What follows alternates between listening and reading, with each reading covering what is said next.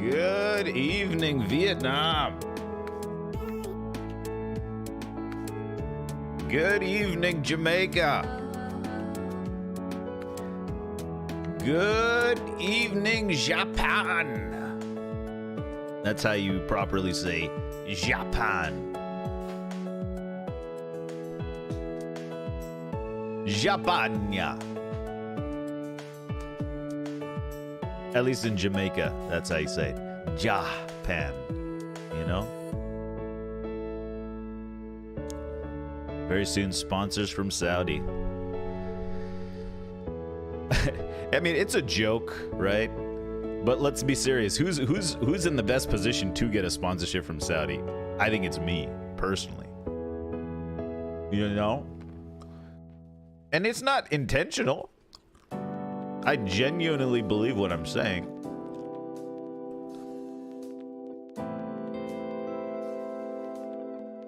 How would you know that? How you say what? Oh, I don't know. I'm theorizing, dude. You know, I'm not an expert. I'm a theorist.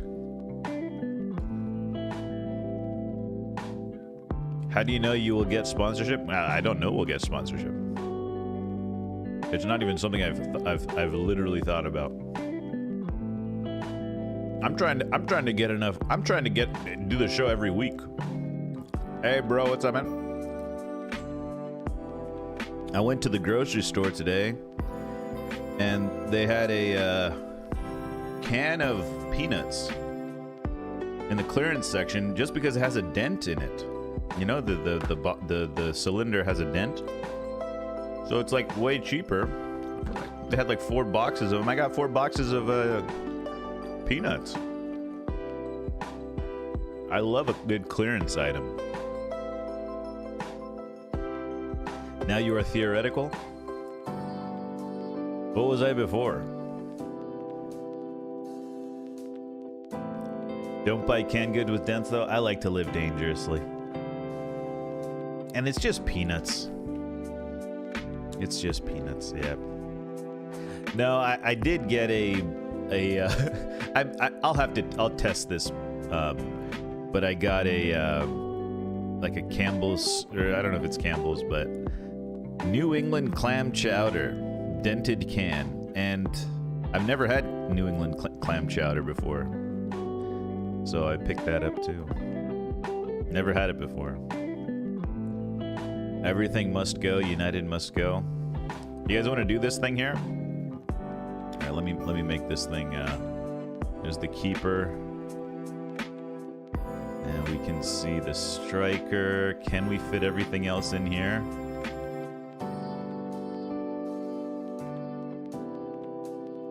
There we go. Oh. There you go. There's the right back and left back.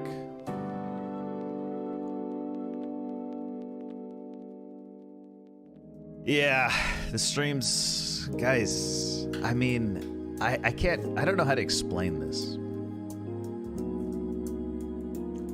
I thought you were good faith and winning mentality. Listen. I don't think you understand what good faith means, Greg. That means if you see a guy with a beard and a turban, the good faith thought is he's not a terrorist. The bad faith thought is he's a terrorist. You know? Just say it bluntly. I'm not making any money, you guys. It's not a sustainable activity or hobby. And it's, you know, I spent a lot of time streaming, guys. Like a lot of time. I don't think you guys realize. You guys can turn the stream off, go to bed, go watch a TV show, go take a shower, go out to eat, go, you know, cook dinner. No, I'm sitting here in this seat for 4 fucking hours, 4 or 5 hours. This isn't the platform to be talking about this, though. This is the 91st minute, guys. This is what I enjoy. La Liga was fun this weekend. Yeah, it was. It was. I watched a little bit of... I didn't watch a lot of La Liga. I watched highlights, though, every day. That's all I can do. I actually enjoyed watching Match of the Day today, or on Saturday. I watched full United game, and then I watched Match of the Day. We're gonna talk a little bit about Barca. Can you guys see? Is it big enough for you guys to see what the screen here? 7-0 Atletico today. Yep.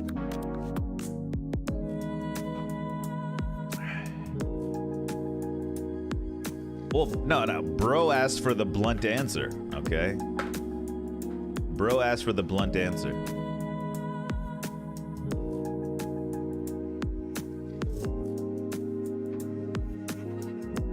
But Greg, you, me, and like another person, that's not, you realize that, I mean, I enjoy it, but it's not like, you know, can't do it for, you know what I mean? Come on. Trust me, if you started streaming, you'd understand. I know I always say that, but you'd understand.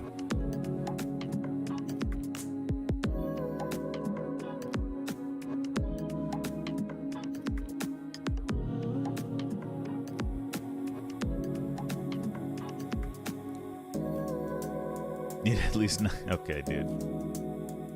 Yeah, if it's meant to be just hobby, that's great, but it's such a time suck, you need to get something out of it. Yeah. Yeah, religiously, it's pretty much it. That's pretty much it.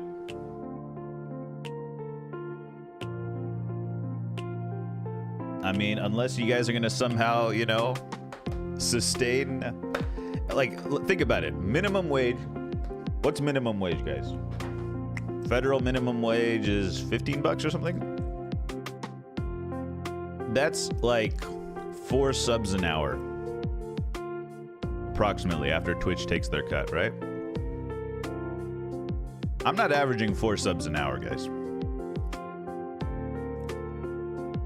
It's not even worth minimum wage. Not saying that that's the only reason. Money is the only reason. It's obviously not. It's not. I mean, obviously, it's not the only reason. But yeah.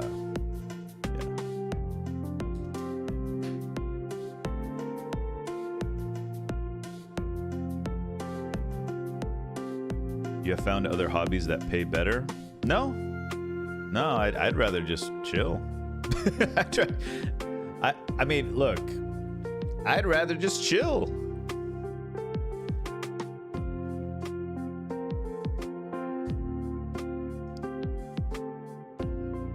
Yeah, exactly, Greg.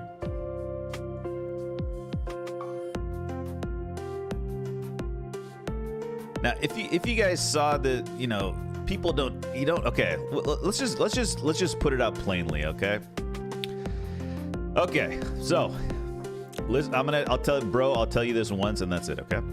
There we go. Follow me. So when you start streaming, you have to average 3 viewers and get 50 followers and stream for a certain number of hours in the month in a 30 day window to become an affiliate. Okay? Most streamers on this platform that you watch are affiliates, right?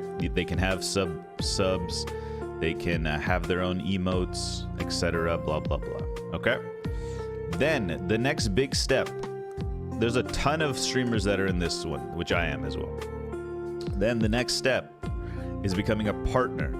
To be a partner, you have to average 75 viewers over the course of 30 days. And it can't be like, you know, you randomly get, they look for consistency, right? So you have to consistently be at above 75 viewers for an extended period of time, you know, doing unique content of some type. Honestly, eFootball is unique enough that you get to be doing the same content that other eFootball streamers are doing, and you could become a partner because eFootball is such a rare game, right? There's not that many eFootball streamers. Okay, so then that's the goal. Then what happens is you have to try to get to that spot somehow. 75 viewers.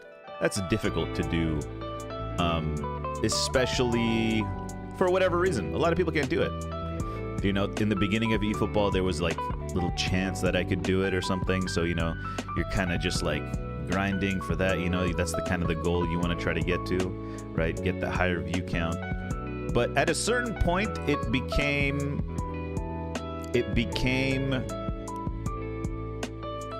Nah, see, Greg, but that see, they also look at like your other engagement on other platforms, like YouTube and.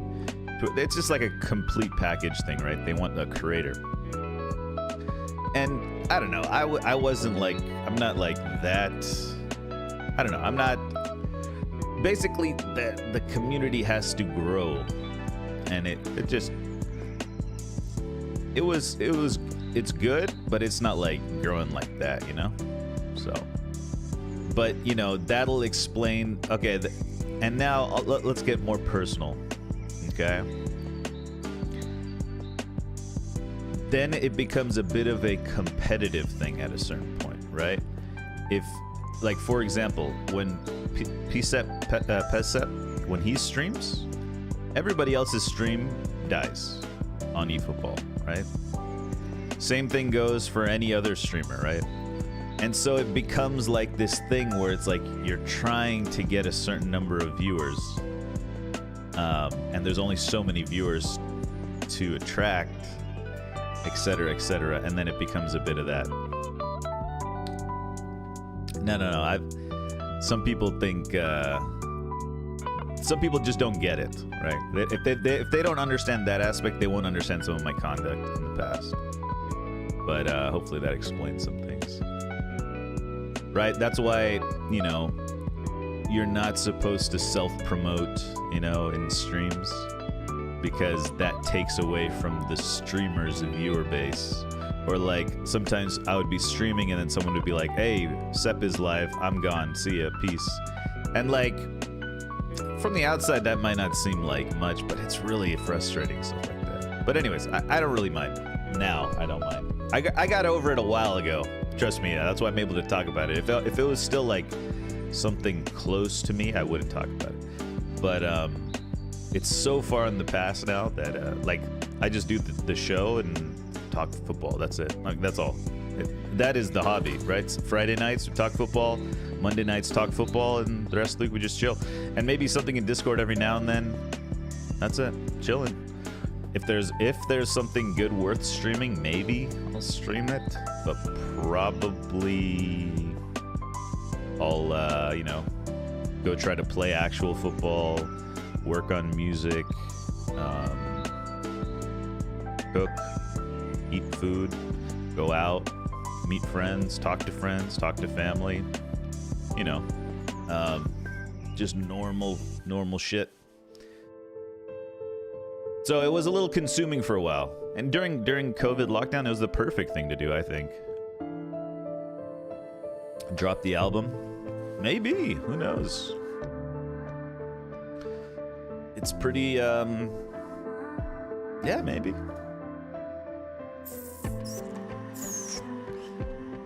My Zidane roll, what does that mean?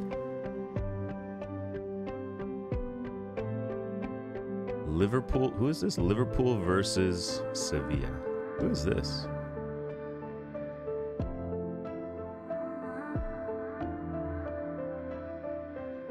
Hey, what up, Stefan? How you doing, bro? Please take Marcos Alonso. I have my theories about these links we'll talk about on the show later.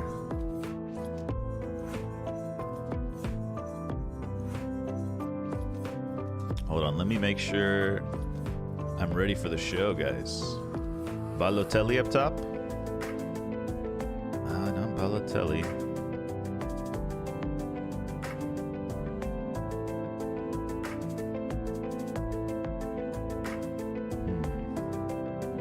Maybe Gerrard here. Maybe Gerrard on the side. Okay, no Gerrard.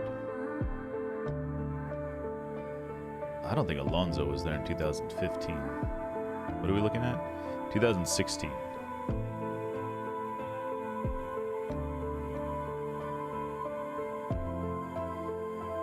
You were out for the Friday show? All good, all good.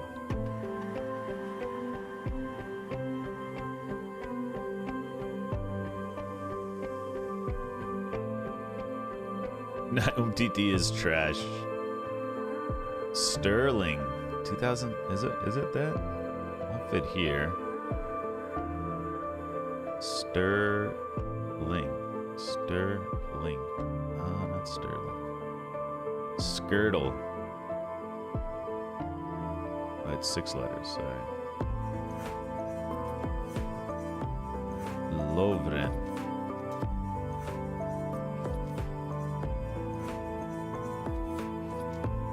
Marcos Aurelius? No, what's his name? No, that doesn't fit there. Agar? Johnson? This is 2016.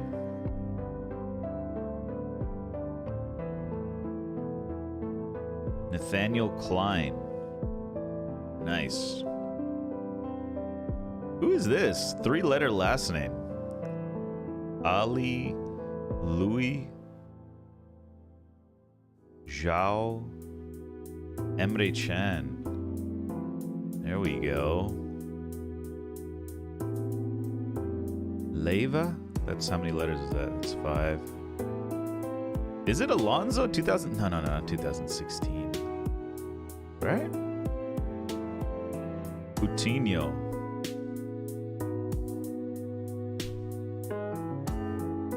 Milner. When did Alonso leave?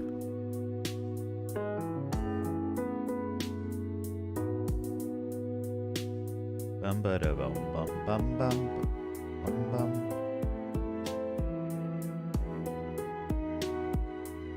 Yeah, this is after. When did Alonso leave though? He was in 2010. He was in Madrid or what?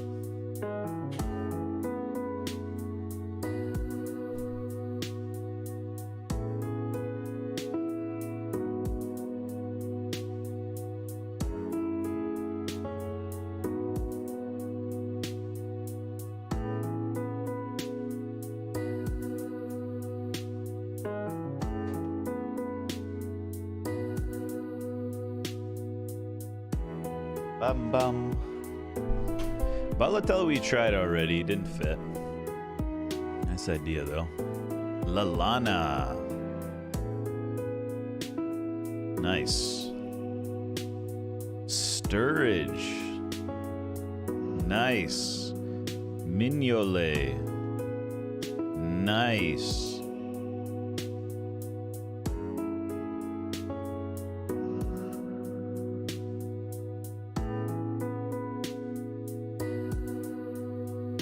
What's his name? What's Alberto? Alberto Moreno.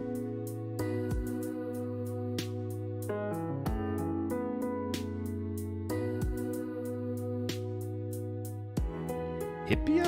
No, it's too late for Hippia, right? That's 6 letters anyways. Firmino? Firmino. There we go.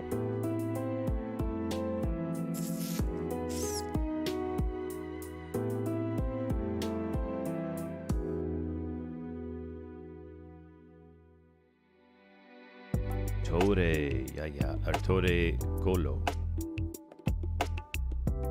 Nice. 19 guesses.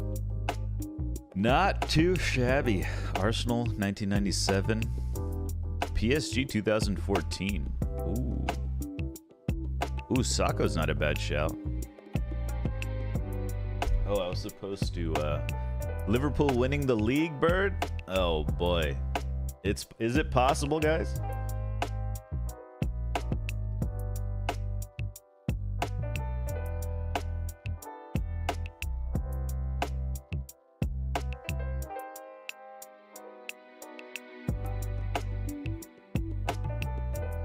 Alright, should have added me.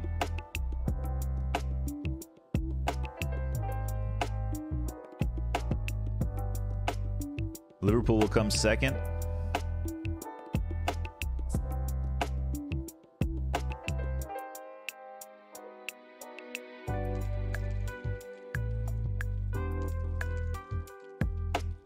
AC Milan 2010. Ooh, this is interesting. This is interesting. Pirlo. Yeah, I saw the Yamala performance. What's his name? Abbiati. Nesta.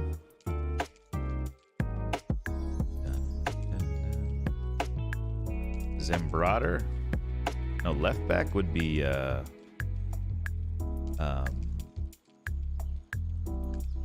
who's that guy? Gattuso, aka Gavi.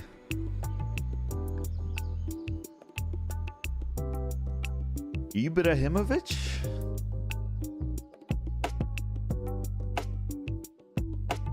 Bang.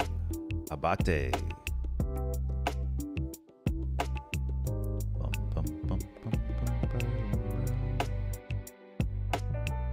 Nexus. Ooh. Oh no, not long enough.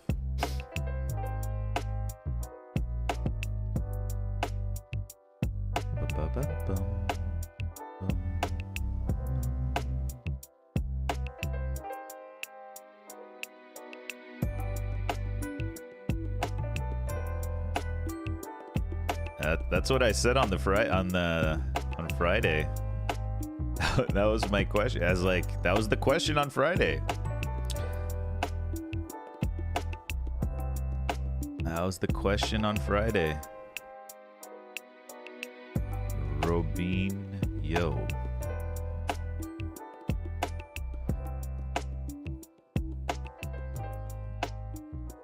$16, man. It's too young. Too young, in my opinion. Mordecai thinks I'm trolling Liverpool, which is it's just class. It's such a classic Liverpool thing to say. Such a classic Liverpool thing to say. Hilarious. Hilarious. They lose all objectivity. Aquilani?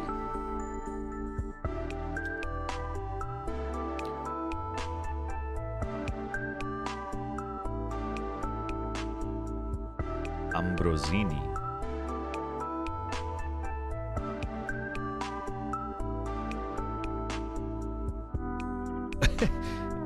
Come on, man. Stop. Stop, Mordecai. You're making it worse. A lot of people deserve red. They don't get them, man. Not just your sweet Liverpool players, okay? You're not special.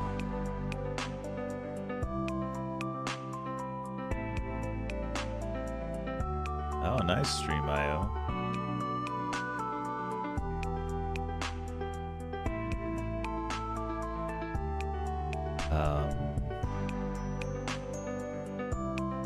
We tried Mexus already.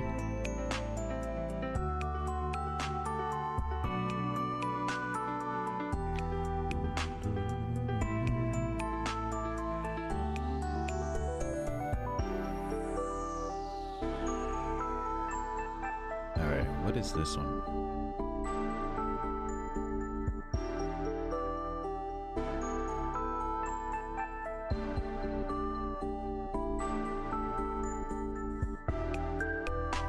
Jan Kulowski? Zambrotta, maybe. Nice. Zapata. No.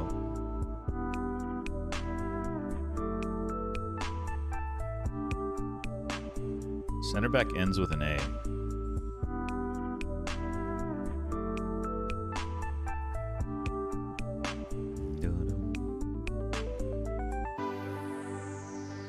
Would you rather from Cucurella, Reguilon, and Alonso? Yeah, that's what we're rumored with, huh? Pretty crazy. I don't know, man.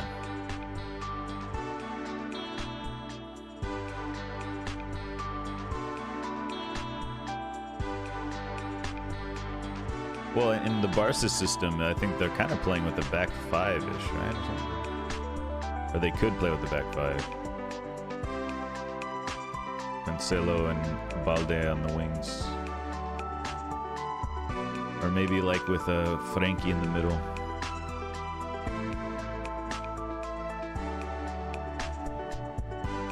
Dropping into center back.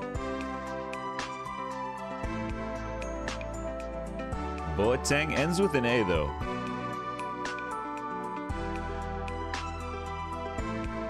Ends with an A.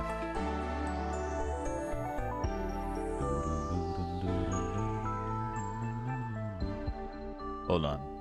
Let's think.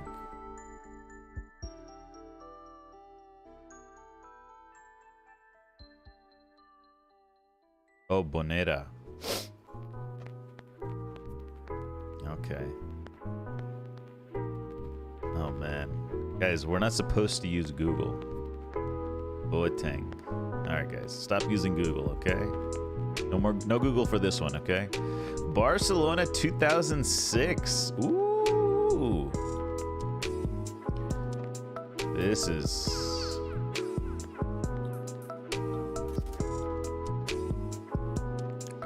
This is some good football. We're approaching good football. Okay, I know all of these. You guys guess. You guys guess. Please don't forget me.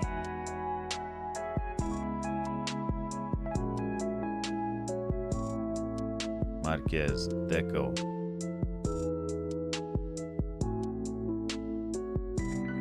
Ronaldinho.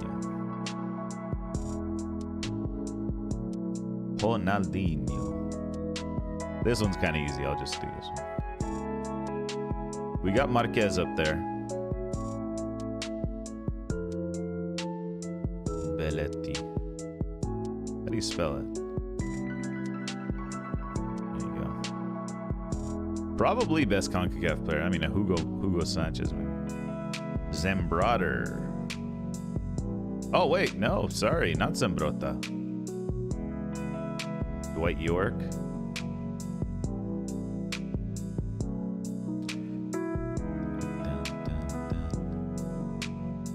Julie. Oh. Julie.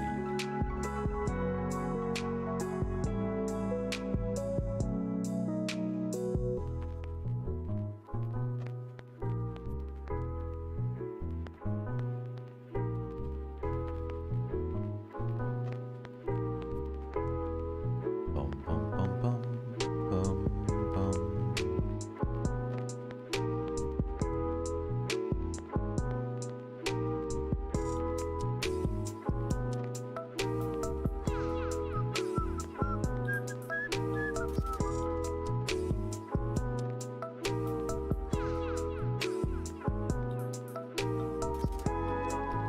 Oh, this is 2005, 2006. A tad before my time, to be honest. Did you know that Monday is trash collection day, which is good because all those Friday phone-in Darwinist trash opinions are on their way to the dump where they belong. Ben. Who said Darwin Núñez is trash?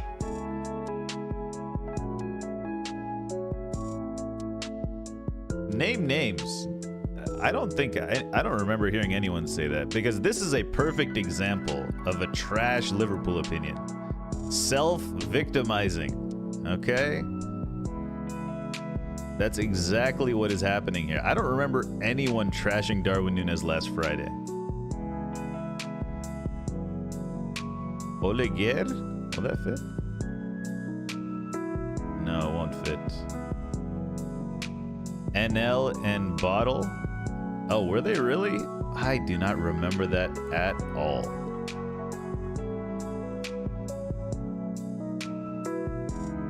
Oh, I know who the last one is. He was an assistant coach at one time, I think. Pretty sure Mordecai said Darwin was a waste of 65 million in Discord. Oh, did he? Okay, all right. I retract my statement, but I'm just saying I do not remember that at all. Silvinho, I think it's Silvinho. Silvinho, yeah. What a team. But I don't think Darwin Núñez even came up on Friday. Why would he have come up? We were talking about defenders the whole time.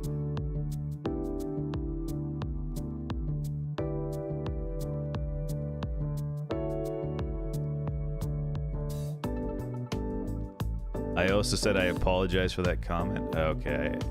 You guys... Yeah, it wasn't... The hate on Darwin Núñez was not memorable enough for me to remember. I'll put that much out there. Ooh, Tottenham 2005. I do not know this one. Because they were whining about Liverpool players? Oh, wait, okay, hold on. So we were talking about how Joe Gomez isn't as good as Chiellini, and that equaled somehow talking about Darwin hate? Mido. Keane. Defoe. Gallus. Ugh. Gallus.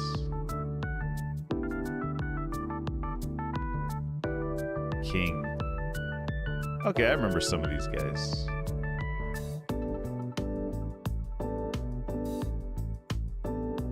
Dawson.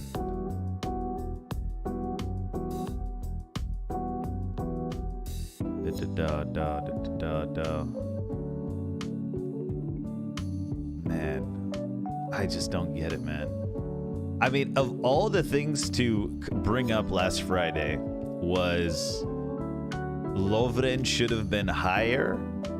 I mean, they're like we're you know, football exists outside of Liverpool, guys. Oh, Robinson.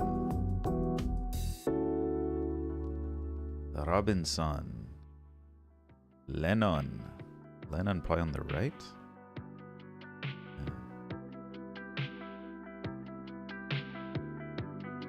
I will say to this because I was not delusional.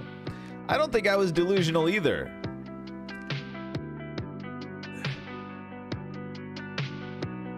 Hey, what's up, Sinkata? How you doing? Yeah, Sako. Believe what you want. Get mad. Bye. What was the year again? The year was 2005.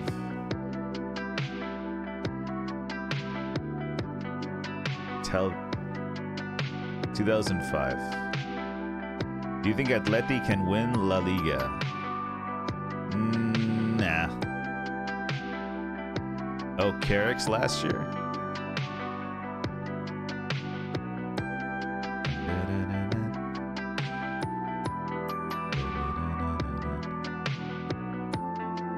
Okay, dude.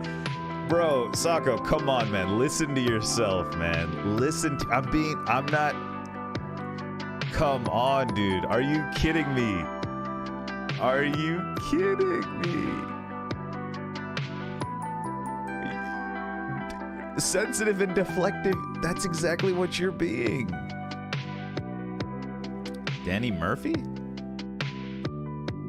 No.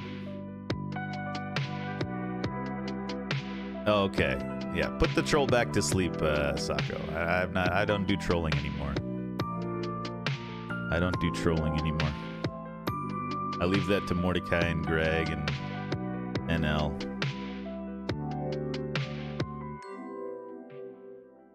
I don't do trolling. I call it how I see it. Yeah, I'm done trolling. And by the way, the things I say that you might take as a troll, I mean in full honesty. Messi took HGH. This is a fact. Okay? Man City have 115 charges. That is a fact. People arguing that Trent's first yellow was not a yellow, that you are wrong. That is not a troll. Staltieri?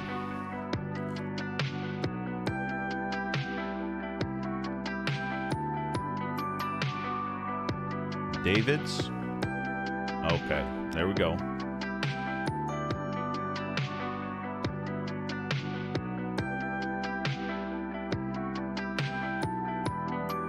All right, but you called me a troll for saying that, Mordecai. So I'm just saying, like, I'm not trolling. I'm not trolling when I say these things. The truth can hurt. Especially... Okay, I won't say it. No, I'll say it. When you're as sensitive as a Liverpool fan. You guys are like the most sensitive group I've ever met. You guys won a Champions League, a league recently, but still, the victim complex is still there. Mind you, I only know two Liverpool fans, Mordecai and Sako, to base this off of, but...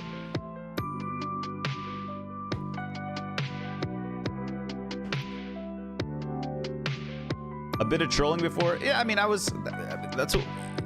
there was a little bit of trolling. I expended energy on conversations I didn't need to, and I guess you could call that trolling. I wasted my time talking to people about things that they wouldn't understand. And then, yeah, if you do that for long enough, you start, like, saying stupid stuff. Like, not stupid stuff, but, like, slightly disrespectful, or just kind of, like, slowly their opinion just degrades right in front of their, in front of your eyes. Like, your opinion, like, there's just no way to, there's no way to, like, bridge the gap, and it just becomes basically a trolley conversation. Like, they're so set in their ways. But Greg, the 115 charges is not a troll, right? You brought up someone brought up in Discord, they brought up the fact that Pep got to 200 wins or something faster than any manager. And then, I brought up the fact that there could be some financial doping going on, basically. That's not a troll, guys. That's not a troll. That's a truth. Now, am I raining on your parade a little bit? Manchester City, am I raining on a Manchester City parade? A parade that is actually my club's rival? Yeah, I am. One more round. Bayern Munich 2010. That's not bad. I skipped it, though. Arsenal 2010. How about that one? Hold on, I'm gonna go grab a cup.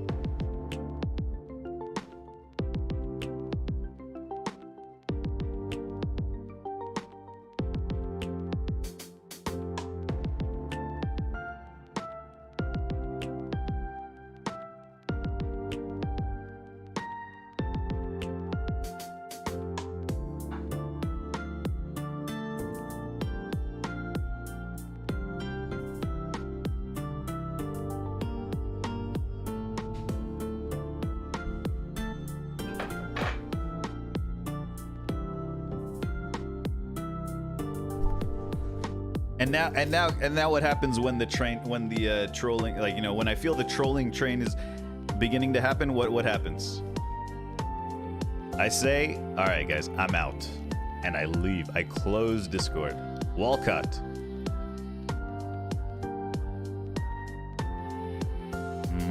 Not Walcott. Arsenal 2010. Almunia. Sagna. Lishi. Koscielny.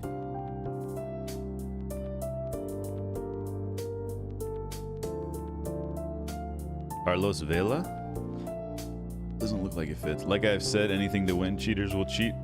Yeah, that's fine.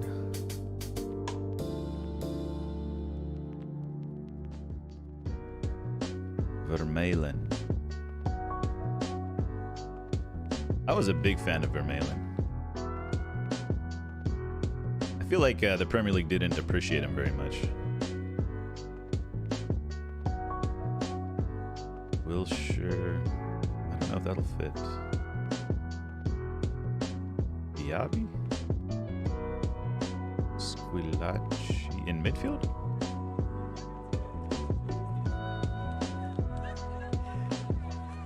Oh, everyone's here already. Guys, you guys can unmute and talk to the chat if you want. You guys are welcome to unmute if you want to talk to chat. And join the, oh yeah, Hoff's already in.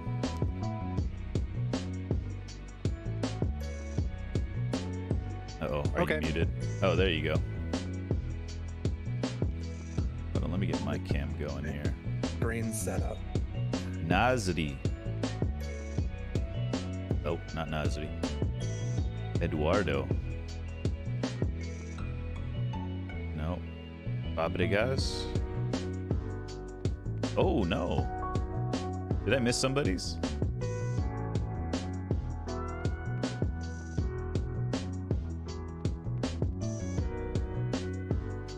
Oh, Nazri here. There we go. Test. All right, hold on. Let me get my.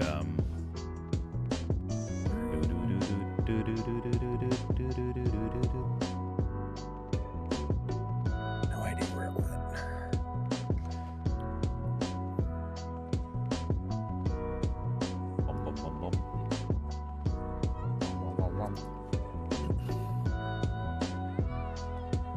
Oh, cool. I can set up the cams. Arshavin.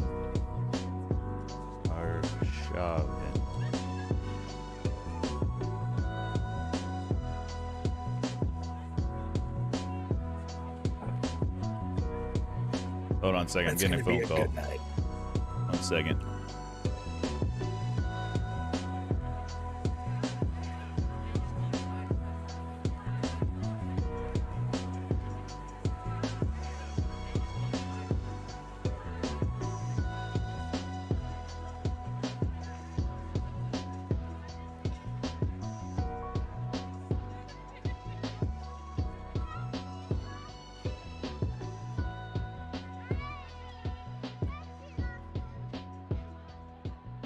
All right.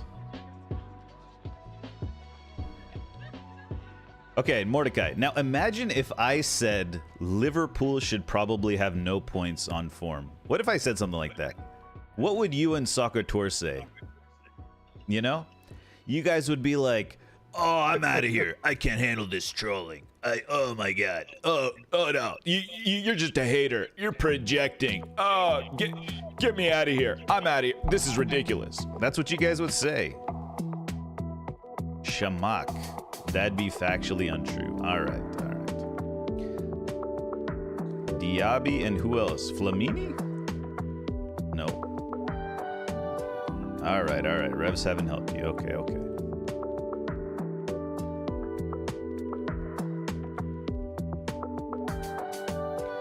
Oh, dude, I'm just okay. You're right. Hello. Hey, what's up, Milo? Yay. Did you get the thing for the thing for the thing? You know? Oh, please. Sorry. Sorry. The thing for the thing. The No. It's all good. Sorry, my bad. No, you're good. If you gotta talk, you gotta talk. The yes chat thing.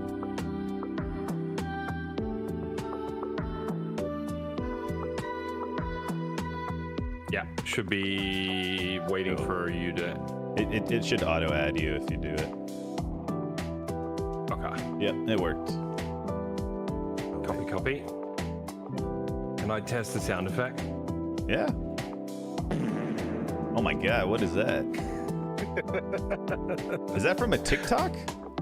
Yeah, it's just that fart with reverb sound. Yeah. It's Listen. that Aphex Twin TikTok. Farts are funny in any language, in any country, anywhere in the world. They are. You know, I don't know why, they just are though. All right, I'll be back in 2. Are we good? Do you want to do a sound check real quick? Levels, or are you good? Sure, let's do a quick sound check. Go ahead, Milo. Testing. Beautiful. Hoff? Testing. All right, All I'll be right. back in a minute. And testing. I think I'm a little loud. There we go. How about that? Chad, is that good? Testing. Test. If I raise my voice? Okay, that should be good.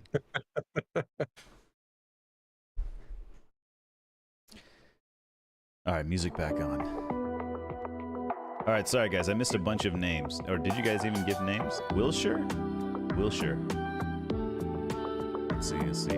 Oh, Wilshire here. There we go.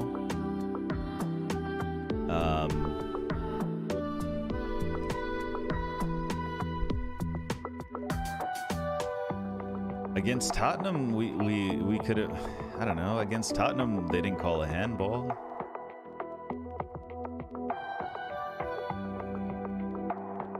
I don't know, man.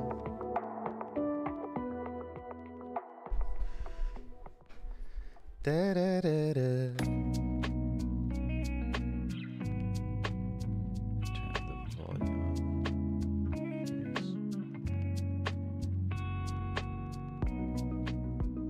up. I think I'm just gonna turn the music off during the show, and so that for the maybe for the clips we could all add some background music. Oh, that reminds me. It's time to Oh, you got one. have a tasty beverage. Nice. Oh, my hand is completely blocking it. How the hell do you hold this thing? What flavor did you get? Or do you want to do it on lemon stream? lime.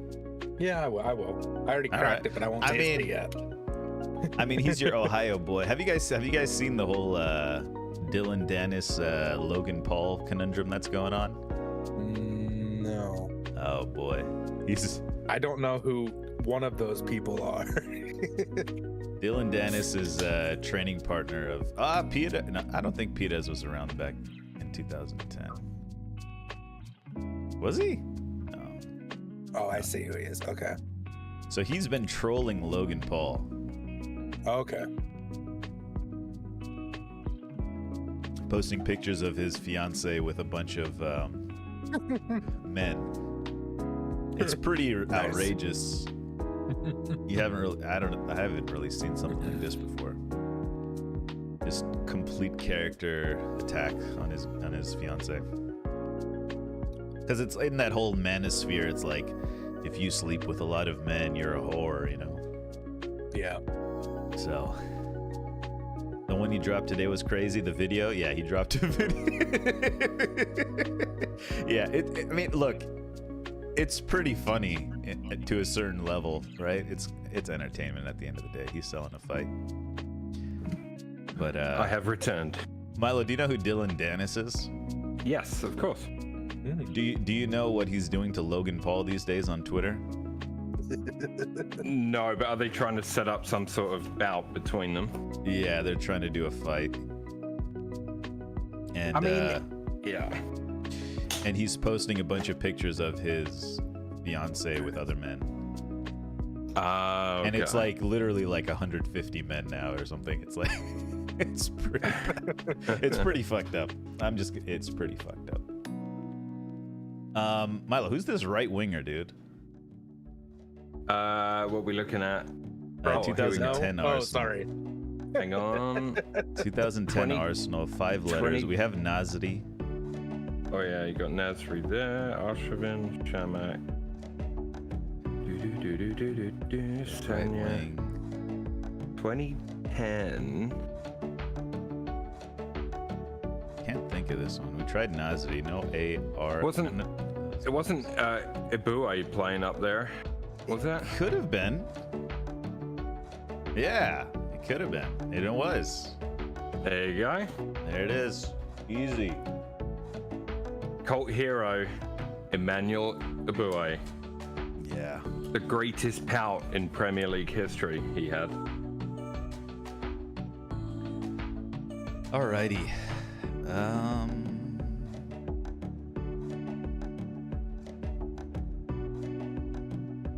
Okay. Let's get started. Yeah, let's do this. Let's get this pony trotting. Is that an actual expression? Nah, I don't know. I've never heard it before. Don't forget when we get to the roundup, do the pointing thing. Oh yeah. Hold on, I gotta turn the stinger back on. Let me turn this fan down. I have a fan right below the desk. You know what I'm saying? yeah, I get it. It's not a bad idea, by the way, if anybody's thinking about it. Go for it. Okay. I'm going to mute the stream.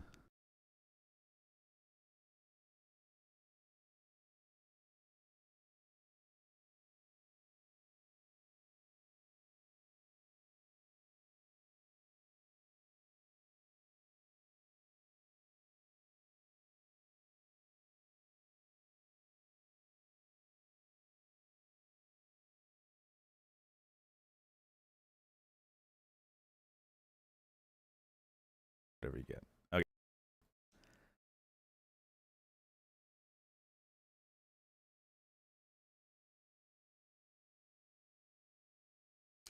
Good evening, folks, and welcome to the 91st Minute here on Twitch and also YouTube, 7 to 9 p.m. PST around the world, streaming to you live. Check out the YouTube channel for all the clips and shorts from this week's show. If you can't catch the whole show, it'll also be available on YouTube, on the YouTube channel as well. Joining us, as always, we have Mr. Milo the First. Milo, how you doing? Good evening. Very well, thank you. Good, good. And also we have Mr. Hofspur. Hoff, nice shirt. How you doing? Thank you. Not too bad. How about you? Doing pretty good. Doing pretty good. What's on the back? Do you have a name? I do. It's who do you... Kulisevsky. Oh, nice. My underrated I like player to, for the season. If I'm getting a name, I want to get my money's worth. So I try to get long names. Son, I do have a Sun shirt, but someone bought it for me. So, yeah, I just want to get my money's worth on personalization. I have ordered a Rice shirt. Ooh, nice. Yeah. Okay, nice. Very nice. Guys, Culture had to be is putting out fires in Thailand. I think he became a fire. Did I read that right? I don't know. I missed In it. Singapore, firstly. Oh. He's in the poor. He is in the port. Yeah. Something about a fire, and he's got to attend to it. And let me tell you, fire is very stressful. And you know what stress does? It prematurely can age you guys. And you know what some of the... Have you guys ever thought about what the symptoms of getting old are? I can tell you exactly what they are. Oh, can you? Oh, Yes, please because tell I'm us. getting old. Oh, no. Me too. Every week, it's just a new ache that I didn't have before. Oh, Where did that no. ache come from? Don't know. Like, Oh, jeez. like today, it's like my right abductor muscle. Why? No reason. Didn't do anything. Just aches. It's bad. It's bad. Things take longer to heal as well. Yeah. I can't relax, Greg. It's. Did you see the football at the weekend? How can I relax? Let me tell you. We'll get to the United section. I'll tell you about it. But what are some of the symptoms of getting old? Aching. Oh, Like I that's said, just that's it for me. that's That's the the one. most annoying one, I think. Okay, Yeah. okay. Forgetting like minor things. Like I'll walk into a room and I'll be like, I know I walked in here to get something, but I forget what it was, and I walk out, and as soon as I walk out, I remember what it was, so I have to walk back in. Yeah. You know what? That you one know, happens as well. time. Have you ever thought about this? It's got a bit of philosophical, or maybe not philosophical, maybe like mathematical. But time actually speeds up as you get older. Because when you're a kid, your entire life is like this long. So that's your experience of time.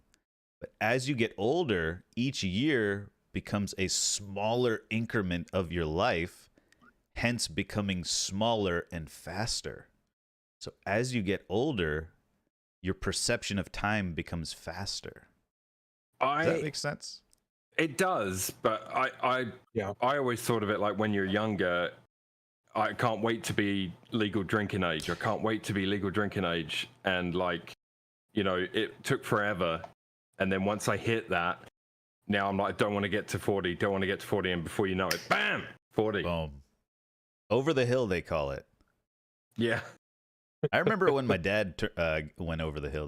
We had a party for him. Over the hill. Yeah. Anyways. Guys, well, as always, a lot to talk about. Unfortunately, Culture can't be with us. He had a work emergency, so he's out for today, unfortunately. But as always, we're going to try to talk enough about as much football as we can. We may not get to everything, so I apologize to all of you, fans of other leagues and whatnot that we can't get to. But we will get to as much as we can. So without further ado, let's get into our first topic of the evening, which is the match of the weekend, I'd say.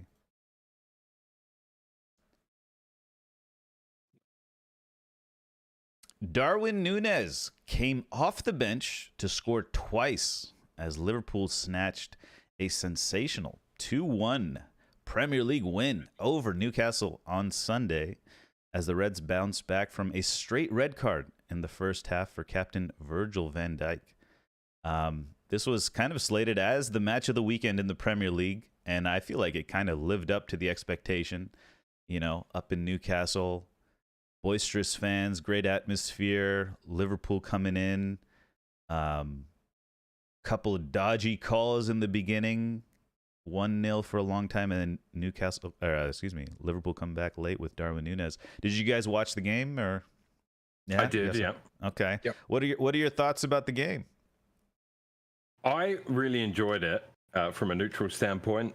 You know, you just want, if you watch a game that's not your team, your minimum thing is you just want it to be entertaining, right? So basically, never watch a City game. Hey, you said advice. You said it. Yeah, I'm saying it before you say it. Yeah. This week. Thank you. This week, I'll take the heat from the City fans this week. Greg, fire away. But anyway, no, it was just an entertaining game. There was a lot of, like, the Gordon goal was nice, I thought. He seemed really happy about it as well. And I didn't realize, I guess the commentator was saying that he was a Liverpool. Is the camera frozen? I think the camera may have. Oh my God, this thing. Oh, Hop isn't frozen. Milo is unbelievable.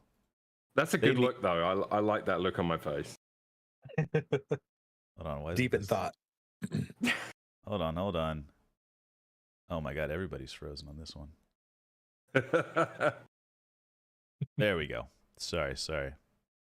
We're back. We are back. All right, we can edit that out. It's no problem. That's true. We Yeah, a little bit of editing. We could. Sorry about that. No problem. All right. So what was I saying? Yeah. I didn't realize Gordon was a Liverpool youngster. Okay, so maybe Everton, but was released. But anyway, he is at Newcastle now. Obviously, it was a high-profile move last season, right? And yeah, nice goal for him.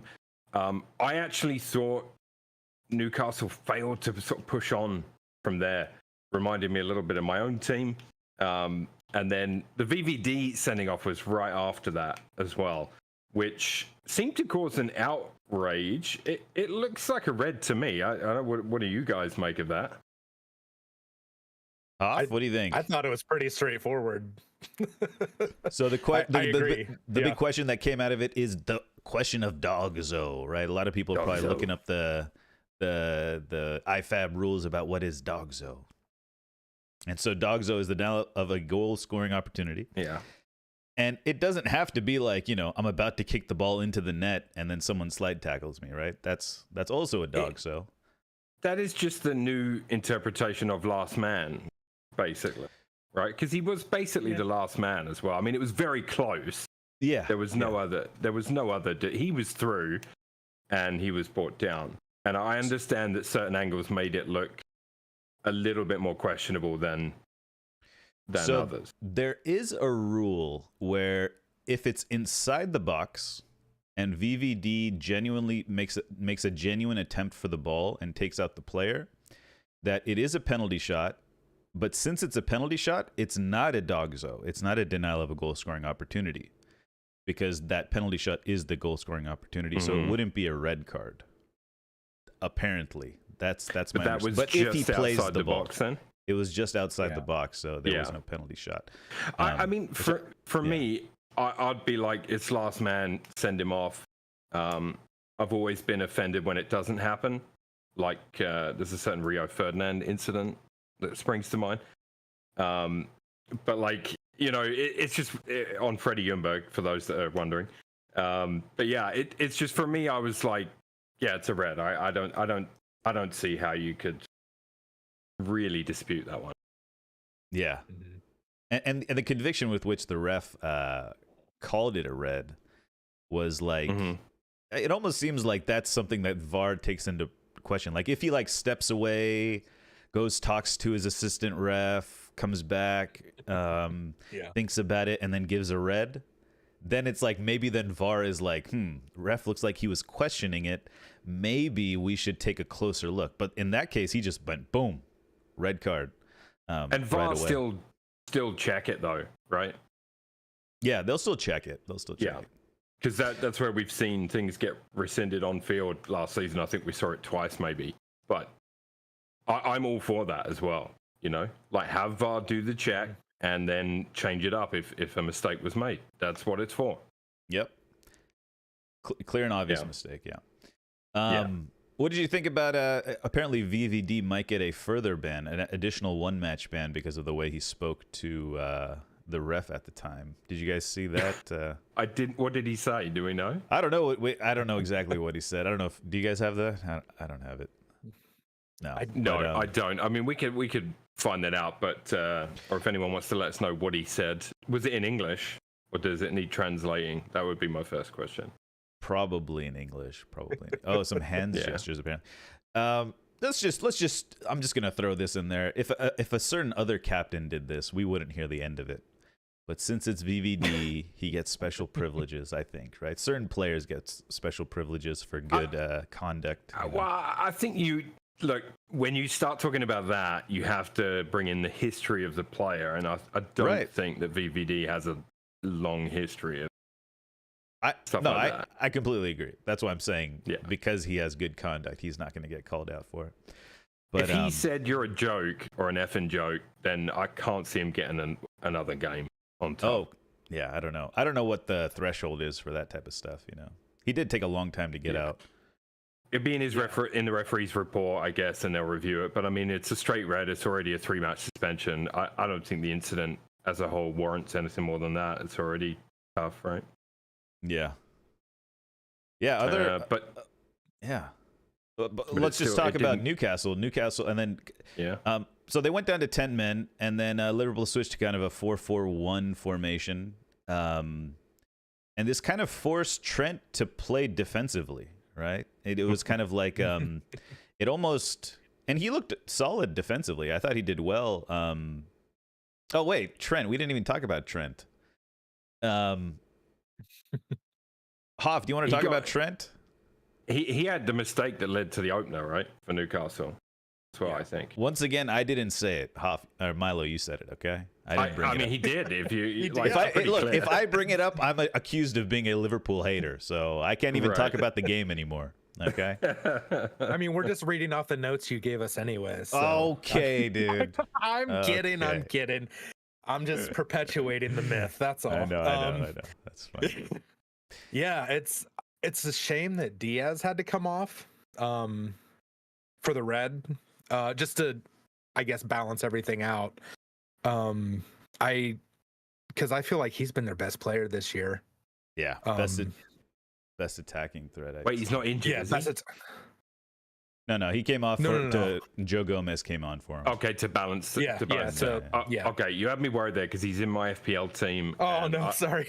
I'm a big Luis Diaz fan. Yeah, and he's been playing great so far. But as far as Trent goes, I still the defensive lapses are there. I know there was like I don't know if it's still happening. There might be. We can chat about that. Is the midfield experiment still going on? Like I don't watch Liverpool enough They look really comfortable. Sorry, go ahead. They look really comfortable. Endo started. It was Soboslai, Endo, and McAllister midfield.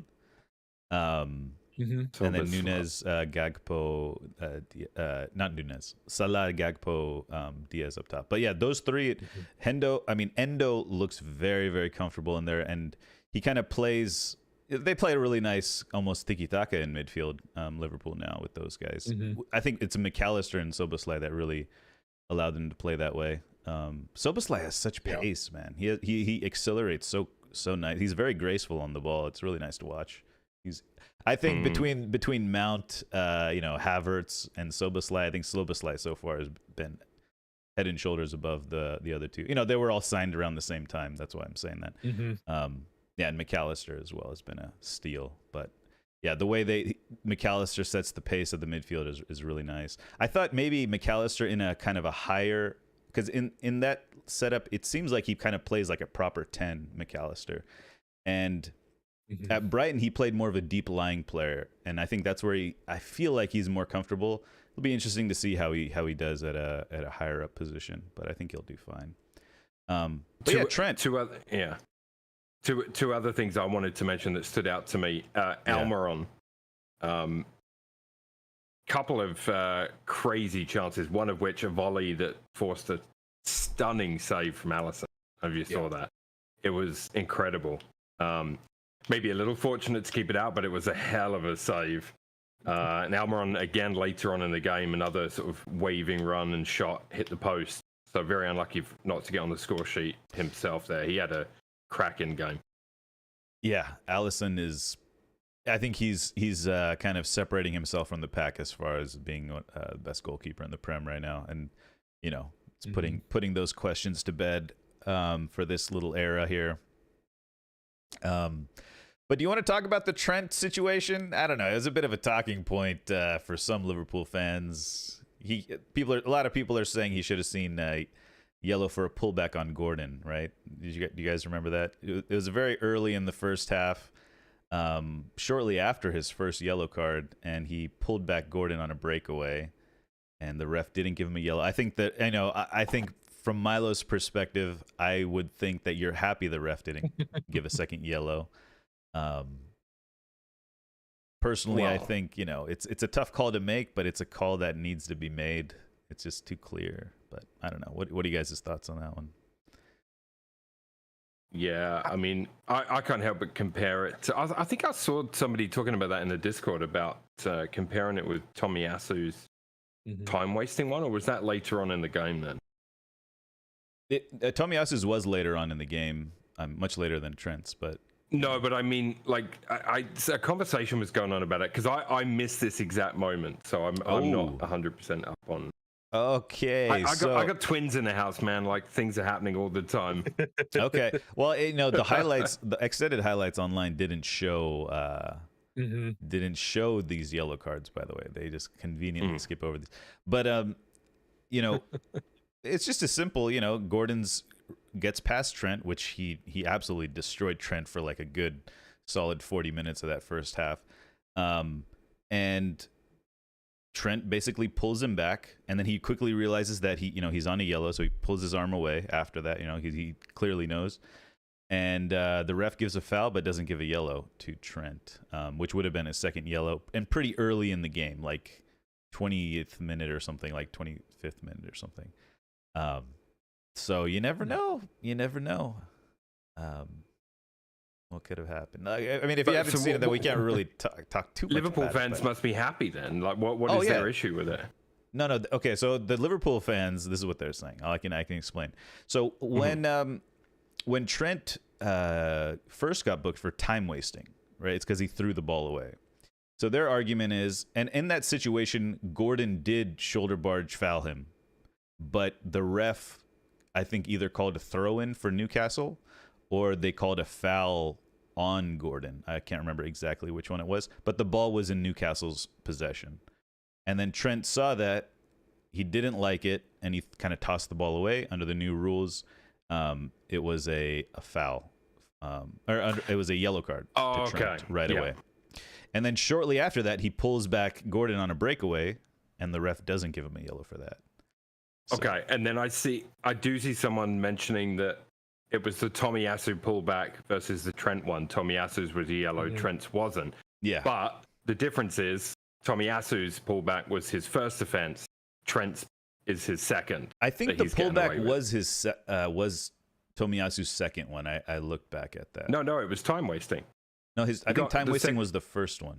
No, it was the second. He got sent off. 100%. Yeah. Okay, I missed. Yeah, so I'm sure they are.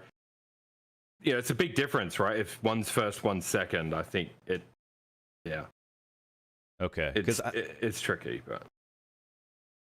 Okay. I thought it was. Okay. Anyways, it doesn't matter. I mean, to me, it doesn't matter. I know. Like the refs' discretion wise, it probably does matter, but to me, it doesn't really matter if it was first or second.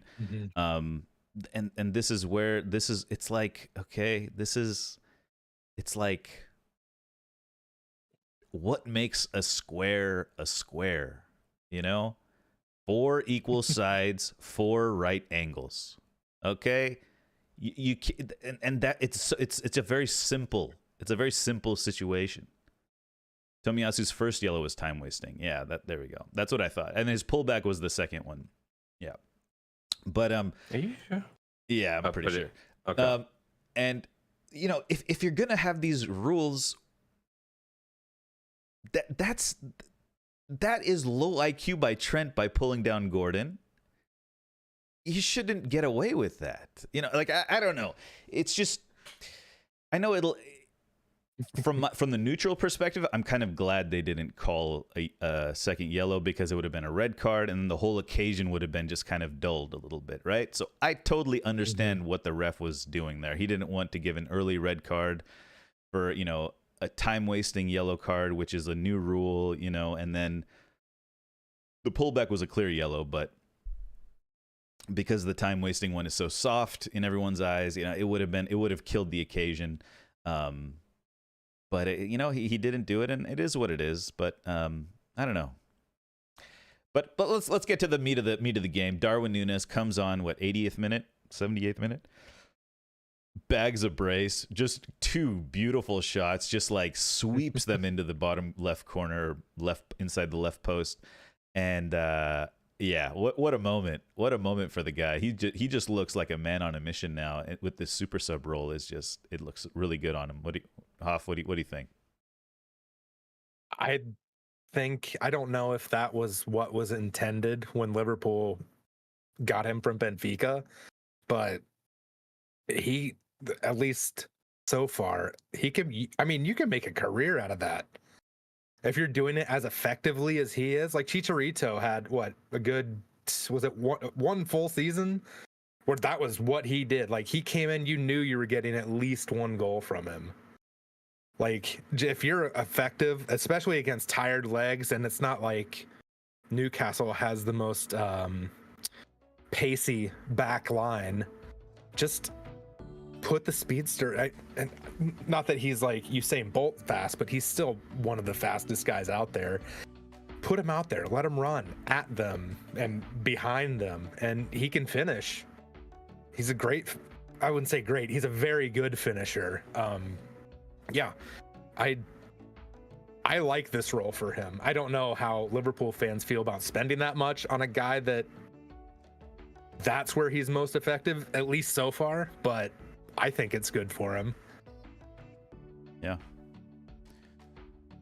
Milo, thoughts on Darwin Núñez silencing all the haters? Yeah, I mean, a little bit again. You know, coming on 77 minutes, bagging 2 goals, 2 really, really nice finishes, as you say. You know, just proper forwards finishes, really. Good first touch and slots home the first, and similar for the second, just got away from the defender. I don't know that, you know, I don't know that his role is going to be super sub. I mean, he was sub in this game and Gakpo got the nod, but, you know, I suspect they might switch that up here and there depending on the opponent. And you know, if you're playing a highlight, you know, if you're playing a team with a high line, maybe you could look to do that. And now they have the midfield that can provide those kind of opportunities for Núñez, you know, like it's not, I don't know that down the wings and cutbacks and things like that are necessarily what Núñez is going to thrive on. I just think now they have this midfield, it's going to create better opportunities for the players up top, and that will give Núñez an opportunity. So yeah, it'd be interesting to see if he if he starts the next game. I don't keep an eye on Klopp's sort of rotation policy, or if he rewards performances like that with a start. Maybe some of the Liverpool fans can chime in on that, but yeah, it's I thought it was a great performance from him coming on. Yeah, and they play Aston Villa next, so they won't have Van Dijk for that, but Villa will be a tough opponent coming up, but that'll be at home, so we'll see how that goes. Yeah, I think they like Gakpo. I think they like Gakpo because he has good hold-up abilities, you know? Good hold-up abilities. For sure, but then, you know, at some point, you want a different option, or you need a goal. I mean, yeah, I don't know. It's going to be interesting. It gives them options, which all the best teams have. So yeah. Chat from YouTube. Greg Hunt says, "Will it be fair to give Gordon a yellow and Trent a red?" Yeah, I mean, maybe Gordon should have deserved yellow there. But even if he did, yeah, things would have changed at that point, I suppose. But what you said it was early. What minute? Because I must have stepped away for that moment. Fourth minute. I was in the 4th minute. Something like 6 minutes. Okay. Yeah. All right. I had to watch all these on tape delay. Yeah. Tape delay. Back to my tape delay days. I think you're unlikely to get. I'm not saying it's right or wrong, but you're unlikely to get a huge decision, you know, on the fence kind of thing it that early in the game. Yep. That's absolutely. Yeah. Whether it's right or wrong or whatever your opinion is on that, it's let's face it, it's very rare that a ref will stamp authority down for 4 minutes into a game. Yeah. Usually not. Hey Danny, have we discussed Barcelona Villarreal yet? No, we have not. We have not talked about that yet. Good game though. Really good. It will be in the roundup. Yeah, we'll have it in the roundup. All right, let's get to our next game. Let's head over to... There we go. You'll find out.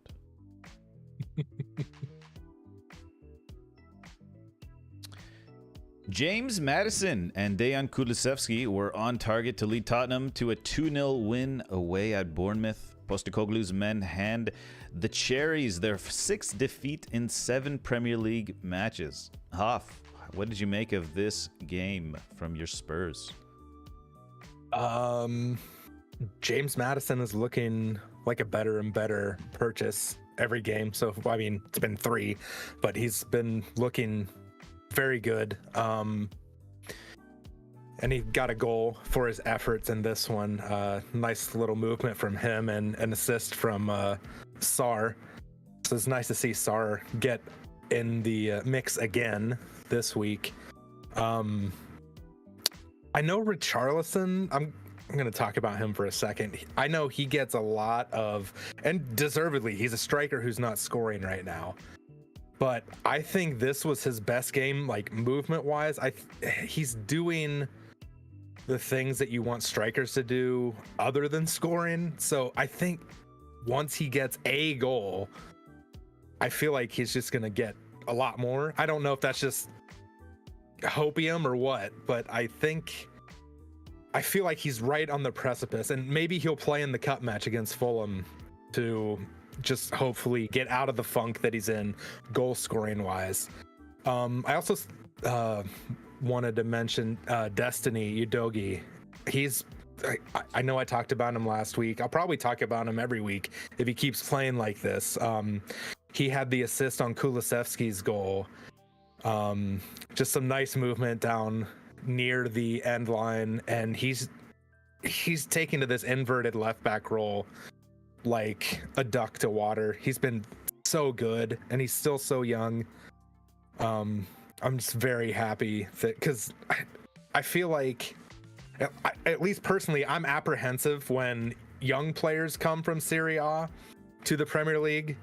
I feel like that's not the easiest transition to make, but so far he's passing the test so far.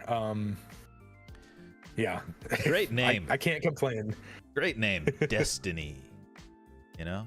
Bit of a stripper's name, but sure. Whoa. Good name though. Wait, did I say that out loud? I don't know. Every time you say Destiny, it's like, whoa. This guy sounds magical, you know? It's like or she. Yeah, I mean, so I thought Huff would be happy. A good performance from Tottenham, really. I mean, Bournemouth were pretty woeful at home. Yeah. I thought they weren't very competitive at all, so they won't be happy with that. But yeah, Madison, you know, I can't compliment too much. That's just. It was a beautiful goal. Did you see Madison go take that corner kick? Have you seen that video? Yeah. They're booing him, yeah. or like about Southgate won't pick you or something, and then he like moves the ball out of the corner just for like a second. It's great. It's great. Yeah. Yeah, it's nice to have guys with like that personality. I don't know if it was. I just felt like it was suppressed. It has been suppressed for like the last like 3 I'd say 3 managers. It's just the emotion behind the team just hadn't been there. I feel like it is back now. I don't think I saw Son smile under Conte once. Yeah, I don't think he did. Unless when he scored the hat trick, he might have, just maybe because he scored a hat trick. But yeah, I'm trying to think of like specific moments, and he's one of the guys that he's always smiling, so that's kind of worrying, or was worrying, I guess, not anymore. Yeah, Madison, I feel like I feel like he's in like that. Not that they're the same player, but he gives me the same vibes as like Van der Vaart. Watching, I never watched him live, but watching Gascoigne videos, kind of that like prototypical Spurs creative player. Hopefully he continues to fill that role.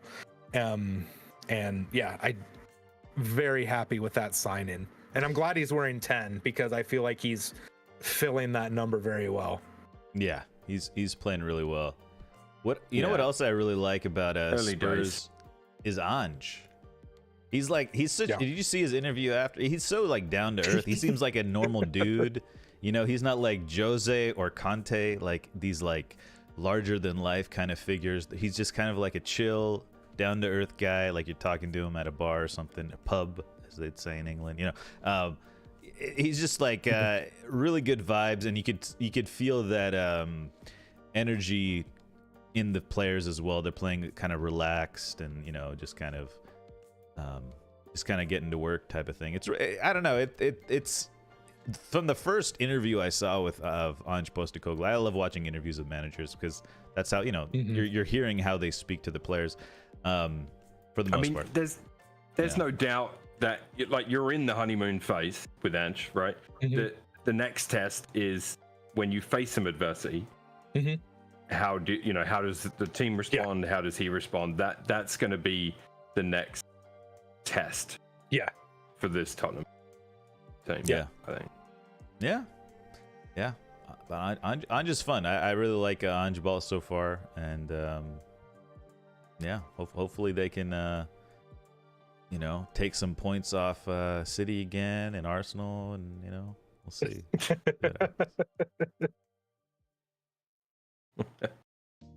Anyway,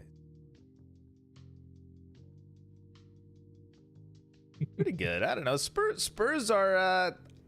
I don't know. There's something about them I enjoy. Maybe it's because they've been so negative for so long. I just enjoy them now. Come on, Milo. You know. That probably has something to do with it. Hey, look, I didn't mean to have the last word there. It just didn't seem like anyone had anything else to say. Okay, I didn't mean. I don't know what you're talking about. I got something, bugging me in my throat. All right, here we go. Let's just bang these out, guys. Well, here we go. Let's go to the next one. It feels like it just. Here we go.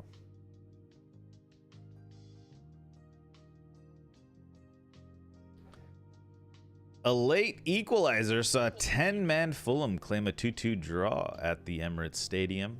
After Arsenal had fought back from a goal down to get in front, 10-man Fulham striked back thanks to a João Palhinha goal. Struck back. You can't say that. Hold on. Struck back.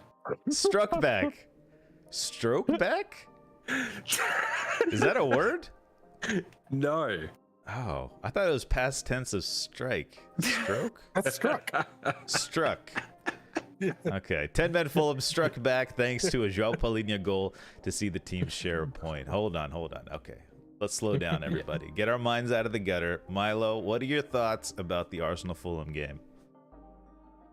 First take, disappointing result. And I'll elaborate on that because, social media is in full panic mode, which is just typical social media. I'm just going to ignore that. It's game 3.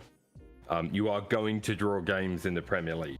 But for me, and I mean this with no disrespect to Fulham at all, but if we genuinely think the expectation, and because of last season, the expectation is higher, if we genuinely think the expectation is we will finish considerably above Fulham in the table, then the expectation needs to be that we beat them at home without issue. If we play them at the Cottage and they turn up and put in a really good performance, I could stomach a draw. I am disappointed with dropping. I consider that 2 points dropped. Winning these games gives you that breathing room, which clearly we need. We saw last year. For when you play City or another team that is very close to you in the table, it gives you a little bit of breathing room when you play them, right? So anyway, it was a disappointing result. The lineup again is causing some consternation amongst Arsenal fans. Many reasons for that, but after this game, and we'll get to the game itself in a minute, but I would say this is the first time in about 2 years now that questions are actually being asked about Arteta by fans and pundits, because it's all been praise for the last 18 months plus, right? It's all been very, very rosy. He's doing an amazing job and very good. So now he's trying some things out that not really working, because even in the first 2 games we got 6 points. Great. In my opinion, it wasn't as anywhere near as convincing as we'd have seen last season. So obviously it's a new season. You've got different personnel. We are dealing with some injuries. There are players coming back. Obviously Zinchenko and Jesus spring to mind. But yeah, it's questions are being asked about Arteta after this latest formation. Like a lot of questions directed, a lot of grief directed at Havertz. And I don't know if you guys watched the full game. In the first half, Arsenal, to me, it was a real off day passing wise. We were giving the ball away all over the park, and it wasn't just Havertz. He did give the ball away a couple of times, but he's going to be the scapegoat for everybody. Instantly, you can tell, because of how his Chelsea career went. Because he's not a highlight reel goal scorer, right? The work he does is going to be much more understated and underrated. But I did think he had a poor game compared to the last 2 games that he's played in. So, the whole team giving the ball away far too much in the first half. The goal in the first minute, again, now I want to touch upon that. Ordinarily, and I said this last year, I think it was Bournemouth. Ordinarily, I would say, I don't really care. Like, first minute shit can happen, right? It can in football, it can happen. But when I've seen it 3 times now in home games over the course of just over a season, I'm a little bit, I want to be like, what's going on there? There's something that's got to be fixed now. That can't happen anymore. You can't give goals away at home. You just can't do it. So Arteta's got to do something to fix that. So anyway, Fulham take the lead. After that, it felt like one of those inevitable games where we were going to just try to get our way back into it. We'd get 1 and then we'd get 2. That's exactly what happened, but not till Arteta makes some big changes. Trossard, who was pretty abysmal, came off at half time, and Eddie came on. And then in the second half, Fabio Vieira came in, and he, to me, was the standout player for our team. He made a massive difference. And I've been quite harsh and quite critical of Fabio Vieira. But he was really, really sharp when he came on, and he basically was the catalyst for us taking the lead. So 1-1, 2-1, obviously a penalty, which Saka put home, which is great, and not Saka's best game either, by the way. And obviously, you know, he's played 83 games in a row or something crazy. Like he's equaled Paul Merson's record, or broke Paul Merson's record. And so you go 2-1 up. You've turned it around. The crowd's on your side. Everything's rosy, right? At that point, in my head, it's go for the jugular. I said this to you guys last week against Palace, and I said this against Forest when Forest got a late goal and made it a little nervy for a few minutes. We have to find a way to be more ruthless. I believe teams above us, that finish above us, or more attacking teams, you know, they will just finish a team off, and then sure, if you can see one, it's 4-1 or 3-1. You know, like for me, that's a problem as well. So that's the second problem I really stood out to me is we need to find a way to kill teams off once we've taken control of the match. Instead, we took our foot off the gas, allowed Fulham to have the ball. They won a set piece. No Gabriel in the defense, and really he's the player you want in there when a team like Fulham is throwing set pieces and throwing corners in towards the end of the game. That's when you're going to miss Gabriel the most, and Saliba can only be in so many places at once. So yeah, Fulham get a point. I think, again, without lighting the world on fire, I think we were good enough. I think we had enough play to say we deserve the points, but at the end of the day, you know, we made too many mistakes. Yeah, Hoff, any thoughts on that? I'll echo. I thought Vieira was great once he came on. He that sub was probably the most important, followed by the Nketiah sub. I also thought Palhinha was overall, he got the equalizer, but I thought he had a very good game overall as well. Lots of good D-mid performances this weekend. But yeah, Palhinha stood out to me for Fulham, and Leno made a nice save right at the end. Yeah, he had a good game. Yeah, former Arsenal keepers having a good game against Arsenal is a pattern that I've seen so many times, by the way. Yeah, but yeah, I caught it like from the second half on, but it was, Palhinha, I wouldn't be surprised to see him elsewhere. I don't know if it'll be this window, depending on how Fulham do come January. I wouldn't be surprised if he left. Yeah, I was surprised he didn't leave this summer. He was in my team of the season at the end of last season. Bit of a surprise pick from there, but yeah, he's a player, man. He's a really good player. Did you feel Ramsdale was at all at fault for the goal, Milo, for the Saka back pass?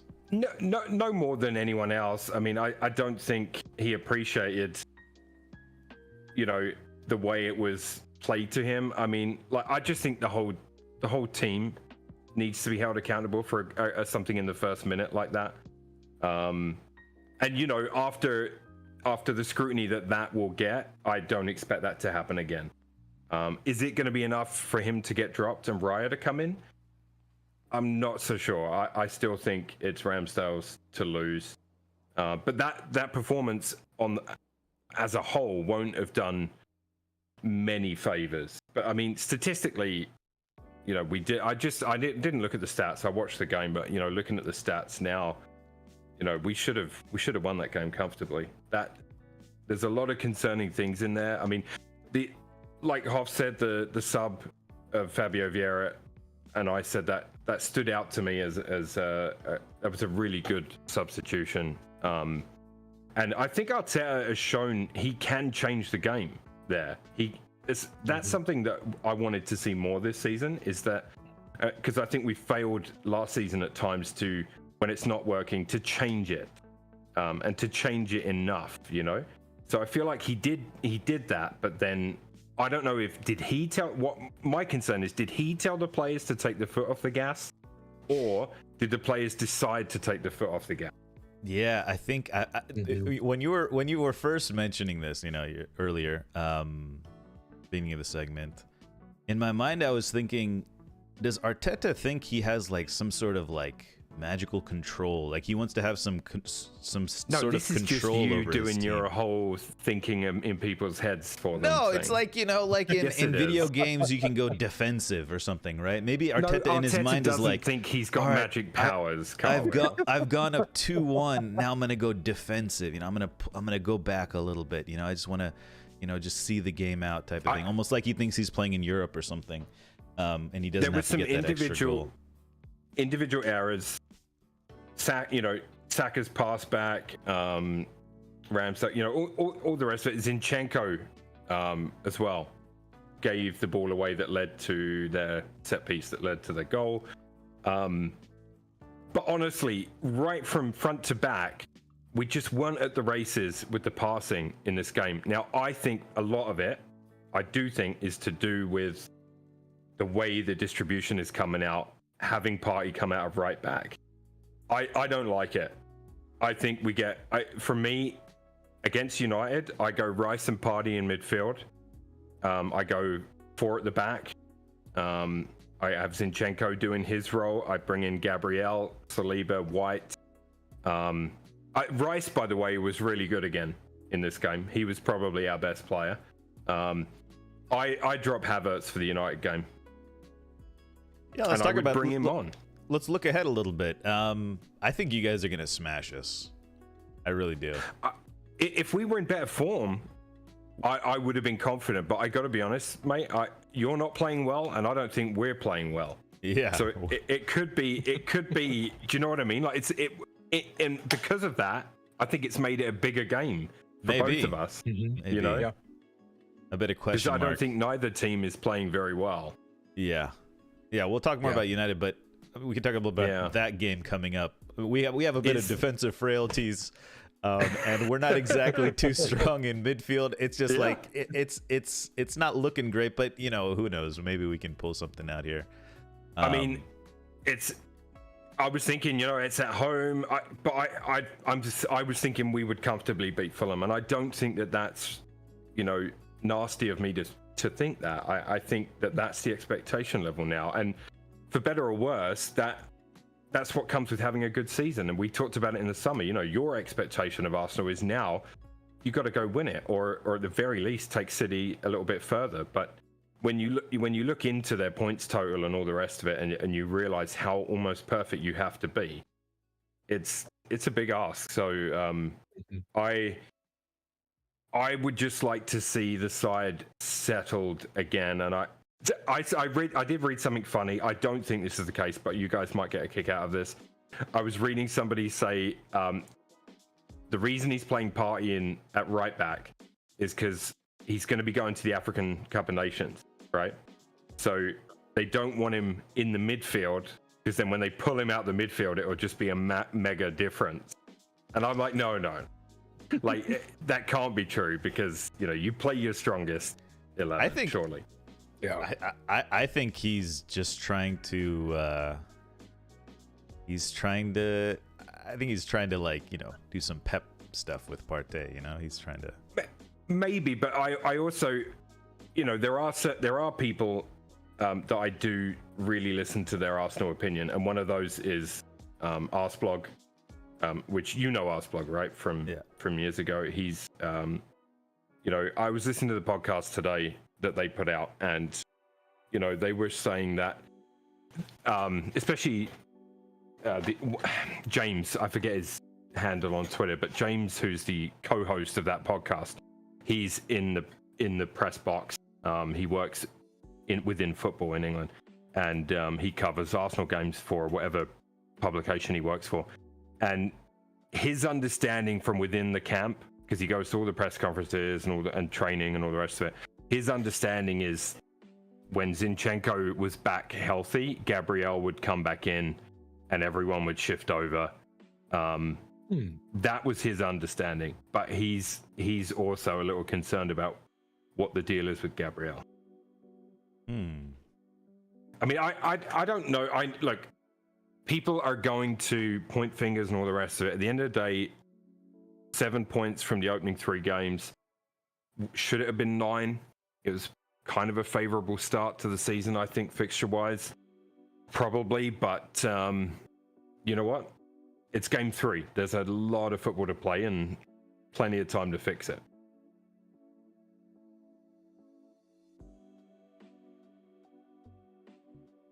By the way, Hoff, how's that prime energy drink you're drinking from your actually, it's the hydration drink. Oh, hydration. Ooh, yeah, green. I can't. It's like almost 11 o'clock. I can't do an energy drink this late. Okay. How is it? But it is delicious. Did we get a Prime sponsorship? Did I miss that? We're trying to speak it into existence. Okay. Prime had them on sale at the store today. They just signed Haaland. They just signed Haaland. Yeah. And was it Bayern Munich last week or 2 weeks ago? Bayern Munich as well. Yeah. Defo looks like an ad. So it's cool. What else can we do ads for, you know? What do Kroger I really peanuts. Get your Kroger peanuts. Guinness. I'd love a lifetime supply of Guinness. Oh, okay. Now we're talking. Did you know I've never had a Guinness before? Okay, well, let's fix that. Oh, we could do that. I'll drink a Guinness I'll drink a Guinness. Dude, we should definitely do that because. Oh yeah, man, delicious. I feel like isn't it like chocolatey? No. No, it just looks like that. It's misleading. Okay. I got some stats about the Arsenal game, by the way. Okay, just before we do that, questions in chat about are we doing a watch along? What time is kickoff? That's the first thing. 8:30 in the morning. Oh, I mean, it's doable. We should have talked about this. It's next Sunday. I don't think I can. I'm involved in a 24-hour race next weekend, so I don't think I can. Yeah, I can't. I'm on a tape delay schedule. I've been busy in the mornings lately, so now I'm back to my old high school days where I just don't look at Discord, don't look at Twitter, don't look at any news sites. You know, I listen to podcasts I've recorded from the previous day, so no new news is on it. And I come home and I watch football in the evening. It's such a different experience. You know, because like I watched the United game at 5 p.m. even though it was local time kickoff was 3. It's so much different than watching at 7 o'clock in the morning. You know, it's like you've moved your body. You know, you've gone outside. You've done shit, and then you come home to a nice piece of cake of football. You know, it's like you're not just starting the day off. I mean, my whole life football was always in the evening till I moved here. You know. Can you imagine Champions League kickoffs at 8 p.m.? You know how nice that would be. Yes, I used to go to the games. I know you can, but like for us Americans, it's like it's just not even a possibility. Actually, it was a pain in the ass until you were there because I'd have to go to work, finish work, rush home, get changed, rush to the station, get the train into central London, tube to North London. In time for a beer, bite to eat in the stadium, kickoff. Like it was quite the fucking palaver every Wednesday. Going to the games, that sounds tougher to do after work and shit like that or stuff. But yeah, well, going home and watching it is another thing. Or like going to the pub and watching or something. I was thinking about this. I don't know what that means. What did you say? Oh, during pre-season. Okay, you wrote pregnancy seas. And I'm man, like, I don't want to know what I don't want to know what Greg is texting. You know that autocorrect. Is that an autocorrect? Yeah. Damn you, auto cucumber. How about this? Okay, don't steal this chat. But if there's any computer scientists out there, help me create this. Okay, an app that can basically. Like you have a laptop, you have a PC, you have a phone, right? Obviously things you see on billboards and hear on the radio you can't control. But you should be able to control the info that comes in through your computer, your laptop, and your phone. I want to make it so that everything on my PC is delayed by 8 hours. And everything on my phone is delayed by 8 hours. So like a tweet that's tweeted now, I will receive in 8 hours. So I could pretend like my media and my entertainment landscape is in Britain. You know, I could like live my life as though my entertainment that I consume on my personal devices is in Manchester, you know? It would still feel out of sync though because of the rest of your life. But with the rest of your life, at least in America, it's like I'm not watching ESPN or whatever, you know? Like I have to control that. No, but I mean like with your potential work days or sleep patterns, assuming they're standard, everything would start to have to revolve around your delayed sports schedule. You know what I mean? Well, okay, so I mean, like I wouldn't go to work 8 hours later. That's what I mean. Like, no, I wouldn't do that. Right? I'm just saying, like, a 12 p.m. kickoff, Champions League kickoff, would start at 8 p.m. my local time. And same could go for Hoff. If Hoff is 3 hours ahead of me, it could be instead of a 3 o'clock kickoff, you could delay it by 5 hours, and boom, at 8 o'clock, Champions League kickoffs for you. Obviously, you and I would watch the game at different times, but that's besides. You just have to turn your phone off. That's what I'm doing now. I'm going into blackout mode. And that's fine too. That's fine too. But it would be nice to get even Discord delayed. You can avoid. I was gonna say, is this just so you can avoid the trolling? Oh no, spoilers, spoilers. The trolling I expect. If I open Discord, I'm expecting trolling. Like it's not even like a. It's not even a question now. It's just pure trolling. But I will say I have stopped trolling. I have stopped trolling, and it's good. I just engage less, which tells you everything you need to know about my Discord. Inside, engagement. he's screaming, Hoff. You know? Help me, help me. No, I'm happy, guys. I'm super happy. I'm way happier. All right, moving on to the next topic. You guys know what's coming. City. Manchester United produced a brilliant comeback from 2 goals down to win 3-2 against Nottingham Forest. That makes it 11 wins in a row against Forest for United. And also, they extend their unbeaten run at Old Trafford to 31 games. This match was on at the same time as the Arsenal game, so I doubt, Milo, you saw any of this one. Or only the highlights, yeah. Yeah, the highlights. We went down in 4 minutes. 2-0, right? So I like I was just mentioning in the break, I'm watching these games on tape delay, right? So I watched this game at 5 p.m. It started at 7 a.m. And I'm sitting down. I had my dinner, I had a nice cold drink, and I sit down at the computer and I watch the delayed game. Boom, 2-0 down, and I'm like, is this really what I want to be doing with my life? It's like, is this like. Yeah. Is this the right decision? Have I made a wrong decision? Should I just be watching Match of the Day right now, to end this? But I'm glad I watched it. I didn't skip any. I skipped halftime.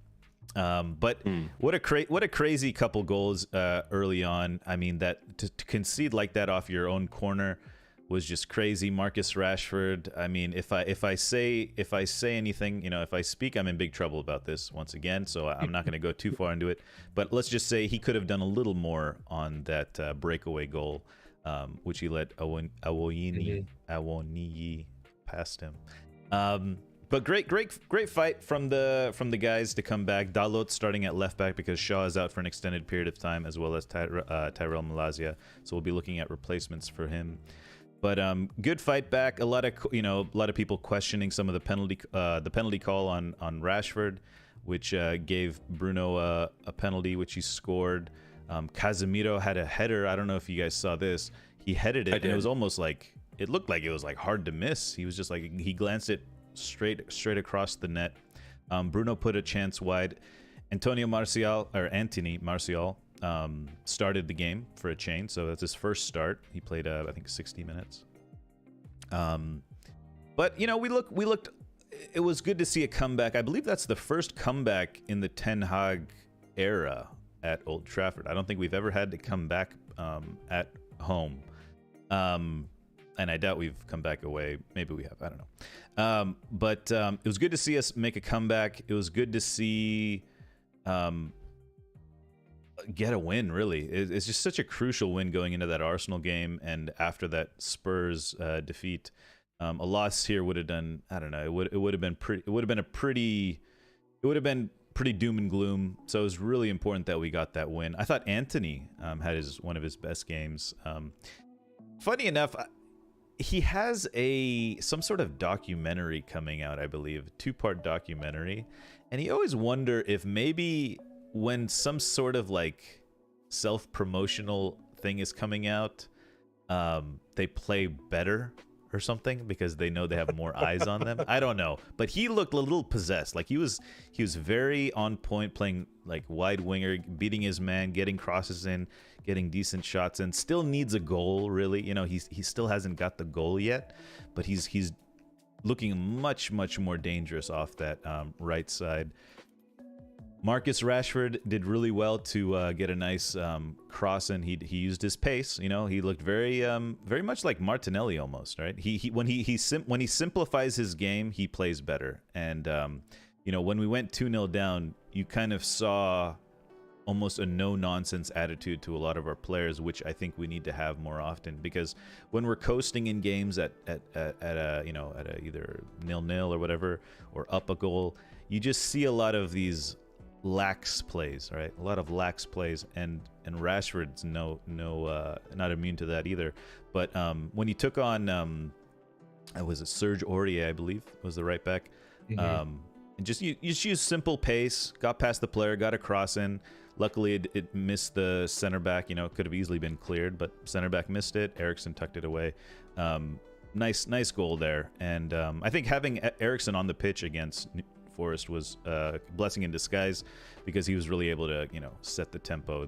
I think he's the only real orchestrator we have in that deep-lying midfield area. But, you know, injuries, we got a lot of injuries. I mean, you know, Højlund's coming back next week. Hopefully he gets off to a good start. He deserves time, you know, but he's not going to get it. You know, he's just not going to get. That's just not how it works. So he's going to be under a lot of pressure to do something pretty quickly. But yeah, kind of a beat-down team. I don't know if you guys have any thoughts about the game or anything you want to add to there. Yeah, I mean, you know, Forest tricky. I think, you know, they were fortunate to go 2-0 up, right? I think some individual errors again, you know, which we've seen in several games this weekend. You know, led to the goal. I wanted to ask you, Car, what you thought about Onana on the first one. Yeah, really weird technique. Because I was like, wait, what is he doing? At first he came out pretty high, and then he went back, and then Awini, I don't know how to say his name. It's like he tried to guess, like he tried to call like a a bluff. penalty. Yeah, like he tried to dive and force the guy to shoot. I don't know. It was weird. It was. He weird, just ended up looking real dumb. He looking real dumb. So I just, you know, anytime you have question marks over Ramsdale, I'm gonna have question marks over another throughout the season. You know, it's a tough one, because maybe he thought Rashford would make a challenge. You know, Rashford was almost stride for stride with Awini, but I understand why Rashford didn't, because had he taken timing.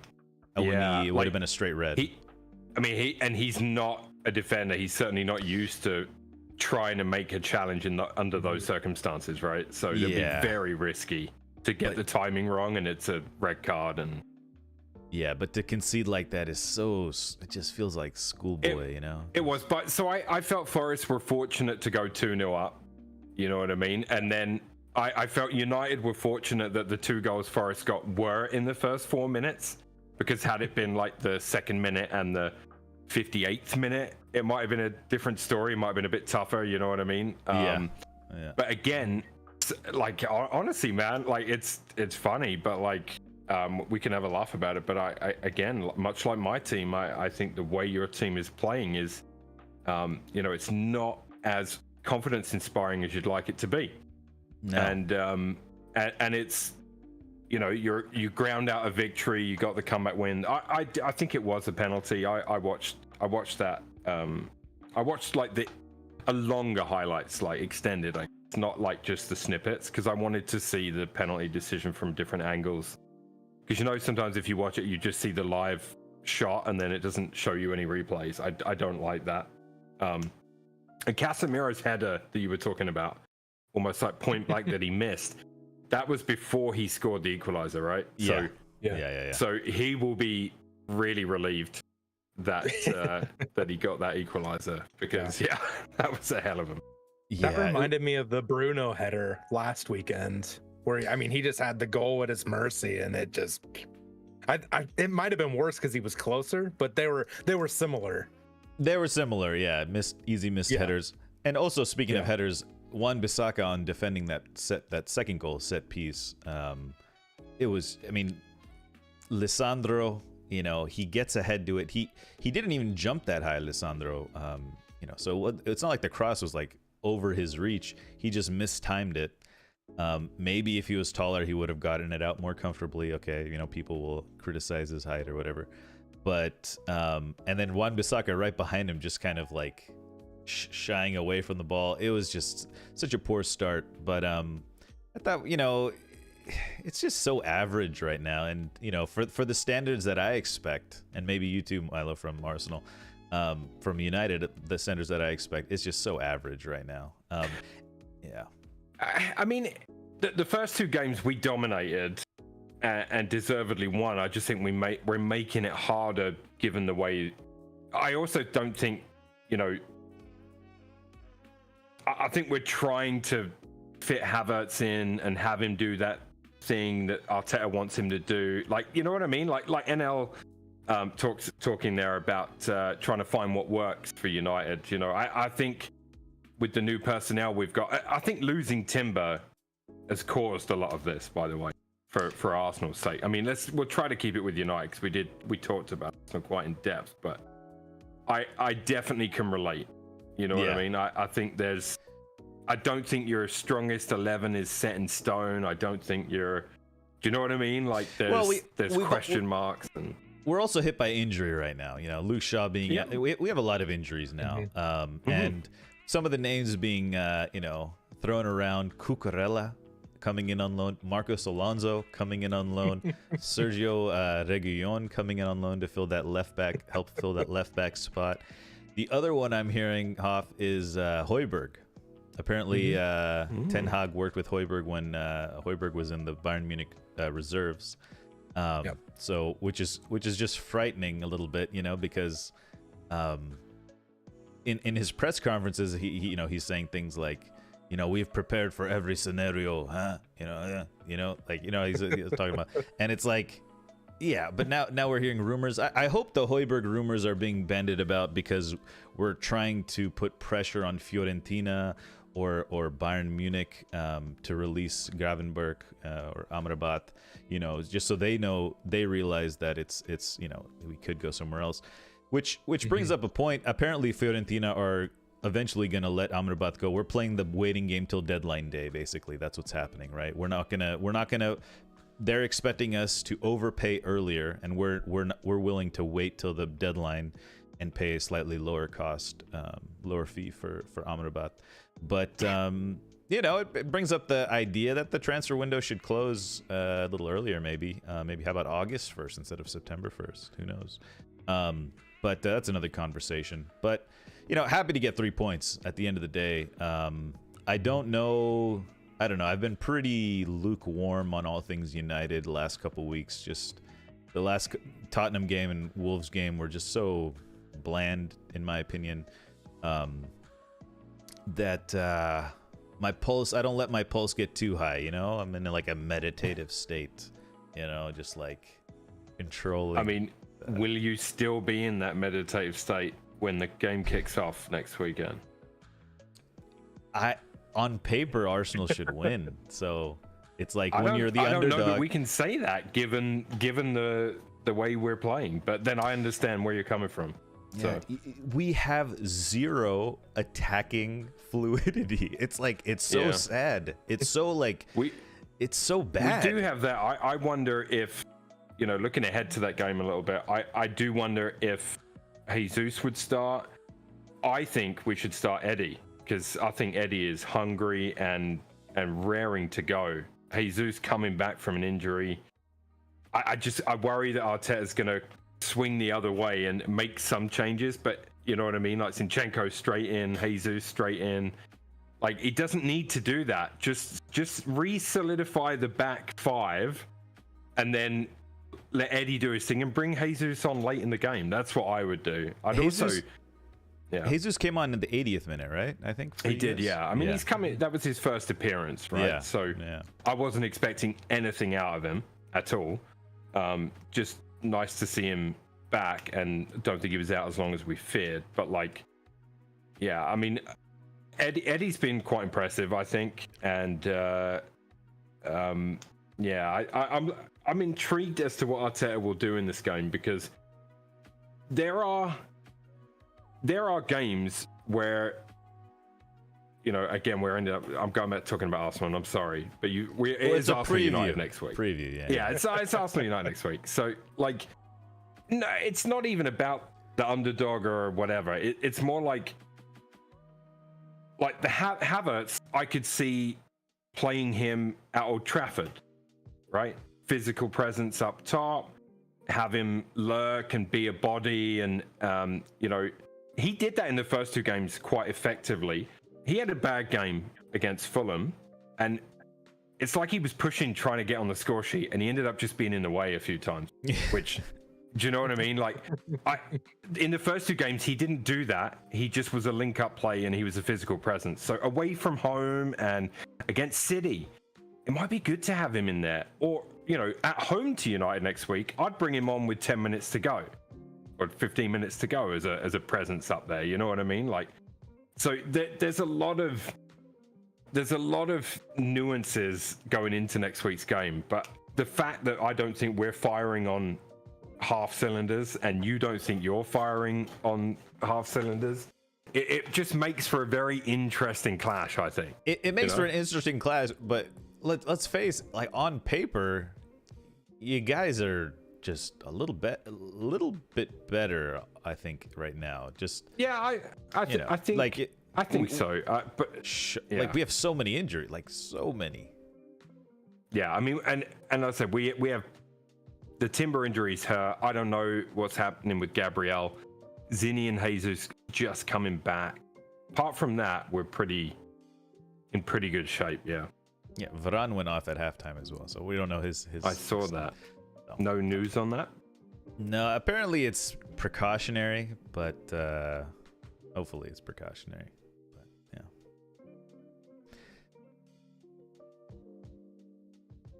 Yeah, I mean, it's good that Arsenal aren't completely confident, so there's maybe we could overpower them somehow, but Shaw, Mount,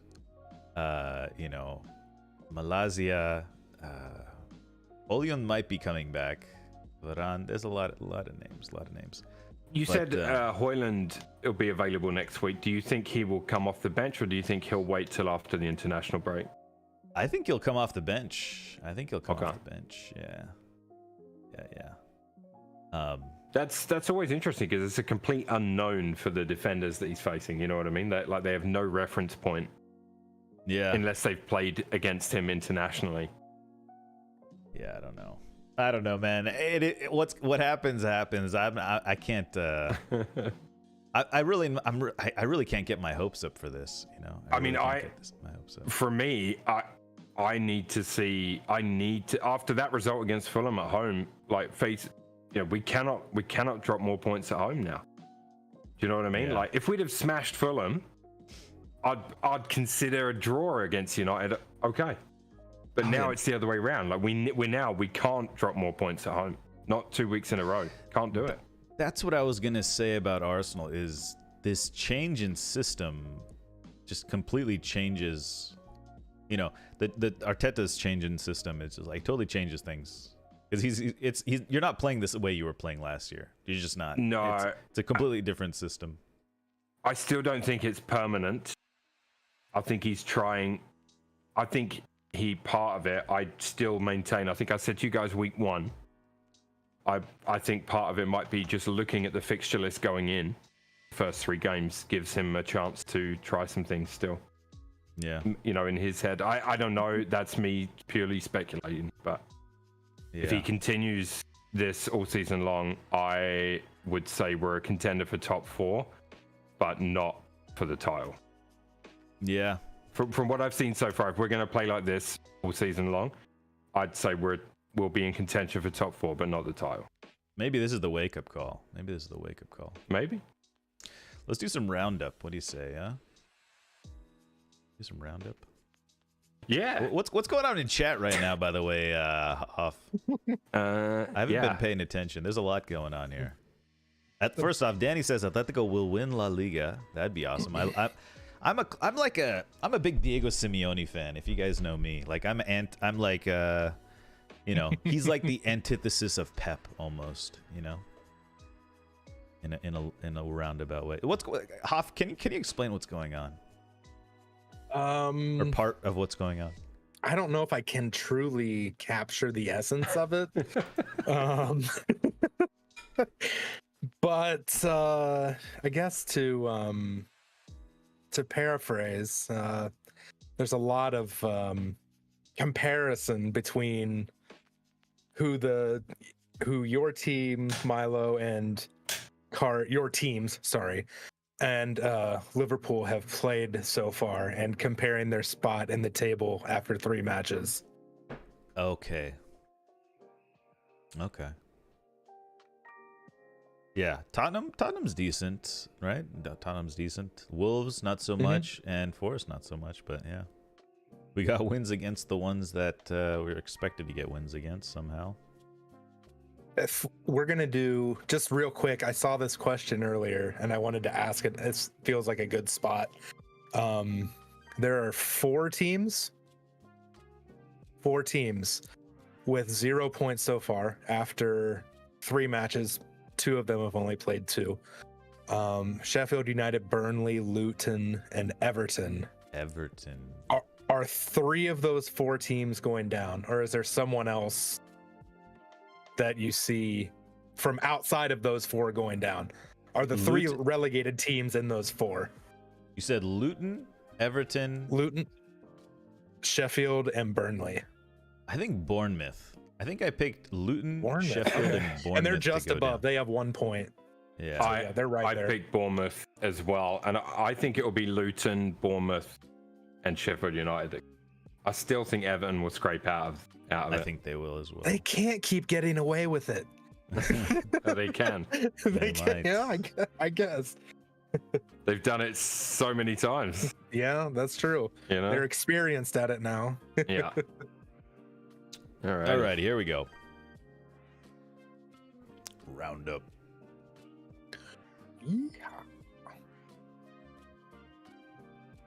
All right, welcome to the 91st minute roundup. This is our second crack at the whip for the roundup. So, got a few talking points. Feel free to leave a comment, let us know. We got to talk about that later too. We did have some comment in the YouTube this week. Yeah. I got into it. No, I just replied. You know, typical YouTube. Shout him out. So yeah, I didn't make a note of his name, but I will do that. Yeah, I must do that. So first topic on the roundup. Cartwheel asked this week. He asked us in the Discord if Messi could win the treble, and I said no. And I don't think Cart understood what I was saying, but he could win a treble. In the words of Zlatan, big difference. Okay. What treble do you? What is the treble? Are you talking about English treble? That's the only treble. Or even Champions League, La Liga, and Spanish Cup. It's not the treble. I mean, it's a treble. It's a treble. He could win Leagues Cup. He could win U.S. Open Cup. He could technically do a quadruple and maybe a quintuple. He could be king of the worthless tour. No, I'm just kidding. I don't want to make it sound he could like win I'm MLS bad. MLS Cup. He could win the team who places the highest in the league gets a cup as well. What's it called? The Supporter Shield? Supporter Shield, yeah. So that could be 4. And then the CONCACAF Champions League. Don't ask me when that is, but he could win that too. He could be a quintuple. Look, you didn't do this any favors, by the way, by telling me last week that they basically invented a reason to put his team in the League's Cup. Hey man, they got the Carling Cup in England. It's the same thing. It's almost like people call it a friendly. Nano. Actually, that's not even part of the trouble.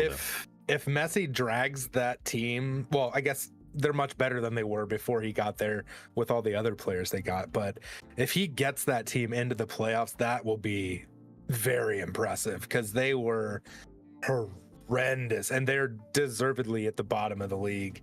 They were just so bad, and it'll be impressive if they squeak into the playoffs. If they do, then game on, anything can happen, but that'll be impressive to get in there.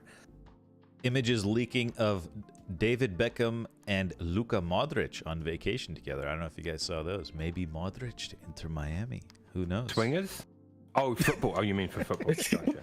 Hey, you never know. Those Euro style. Actually, I don't know what that is. Keeping it with Messi just for 1 minute. Did you see the pass he made? There's a short out there that might pop up on your feed. He did a really nice sharp turn in the box, took a couple of steps, which Messi steps are like, I always feel like it's like Speedy Gonzalez feet. Do you know what I mean? Like you see him taking 2 steps, but he's taken 20 just so fast. And and then outside of the foot, ball out wide, comes back in, and he just taps it home. Like again, I can't help but feel. No, I'm not throwing any match fixing in on this one, but I can't help but feel that he is clearly too good for that league. He is. Right? Still, he is. It's like LeBron going to any English basketball. Yeah, English basketball, and yeah. I don't know what the league's called. And there's lots of people in England that won't know that the MLS is called the MLS. Messi's next level. He's on another level. That pass was pretty nice. I mean, if I saw that pass on a Sunday league game when I'm walking past the pitch, I would be like, whoa, So that's like, those are the things I do on the field, by the way. I know you guys haven't seen it. We're gonna need some evidence of that. But that reminded me of me. When I saw Messi. God.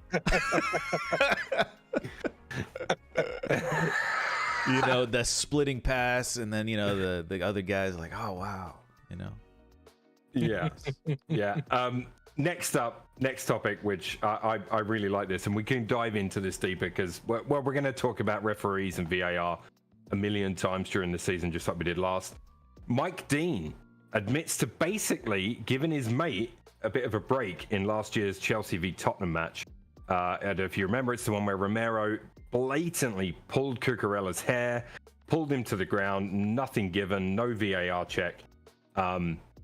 Mike Dean this week said his comments were taken out of context. Well, I got news. They weren't. They were exactly in context, and it's unforgivable, in my opinion, guys. I mean, it's unforgivable. This is blatant evidence that there's a problem within the English football system. Yeah, this idea that it's his best mate, I think, is being blown out of context. He didn't have a game for 3 weeks after that incident, Mike Dean. He paid the price for that. He paid for, and now he's not even riffing, right? But it didn't give the points back where they belong. Do you know what I mean? Like, I think we're going to get to a point. Replay the damn games. Wow. Okay, that's another thing. What do you think, Hoff?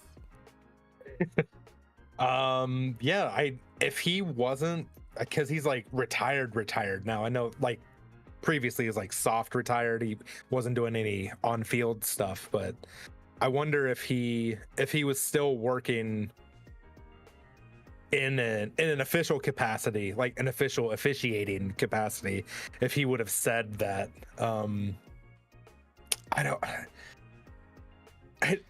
I haven't seen it mentioned anywhere. Maybe that's just my own habits of not searching it out.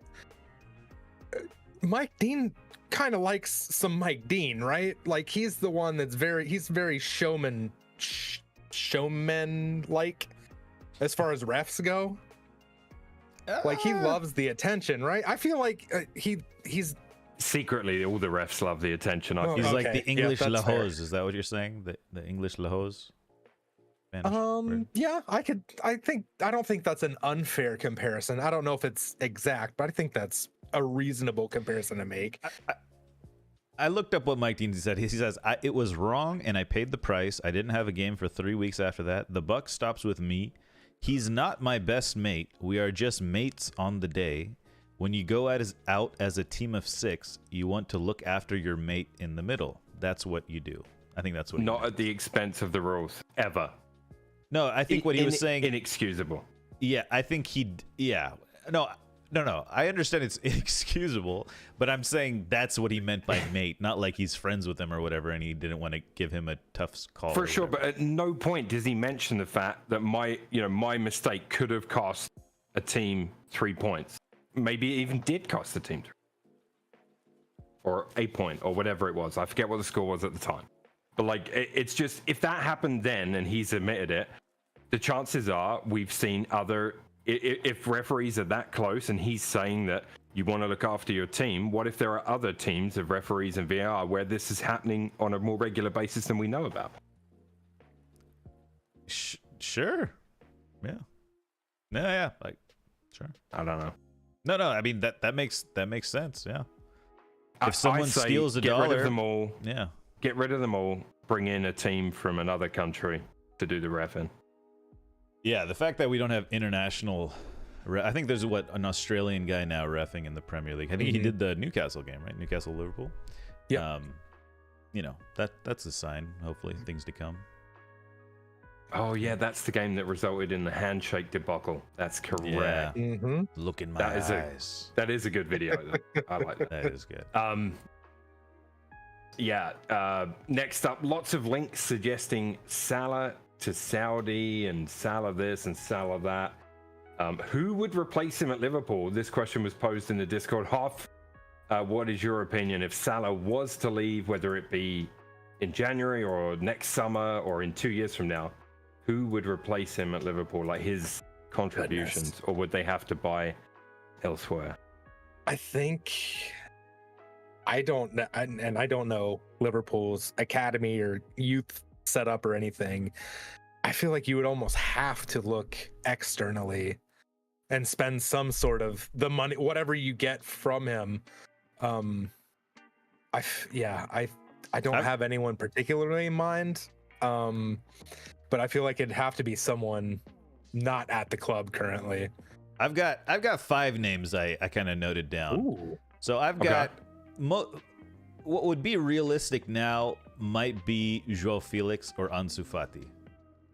I'm not saying they're going to replace Salah, but they look like players that could be on the trading block if some movement happens, could possibly move short term. Long term, I think Leroy Sané would be a good replacement for Salah if they could make that work. How old is Leroy now?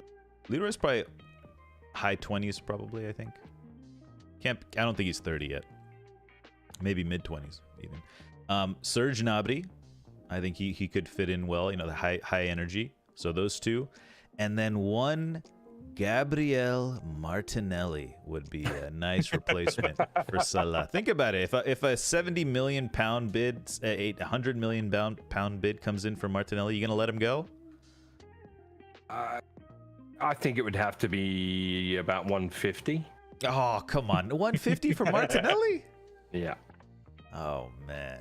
I mean, the word is 150 million euro for Salah, either this summer or next.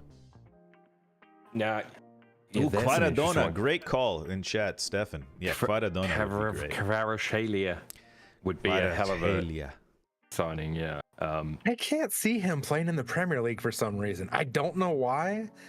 I don't know. I don't see him. And that being said, he moves to City in January. But I feel like just something about his style, his play. I don't see him in England. I feel like he could go to Spain. I could see him at Spain pretty easily.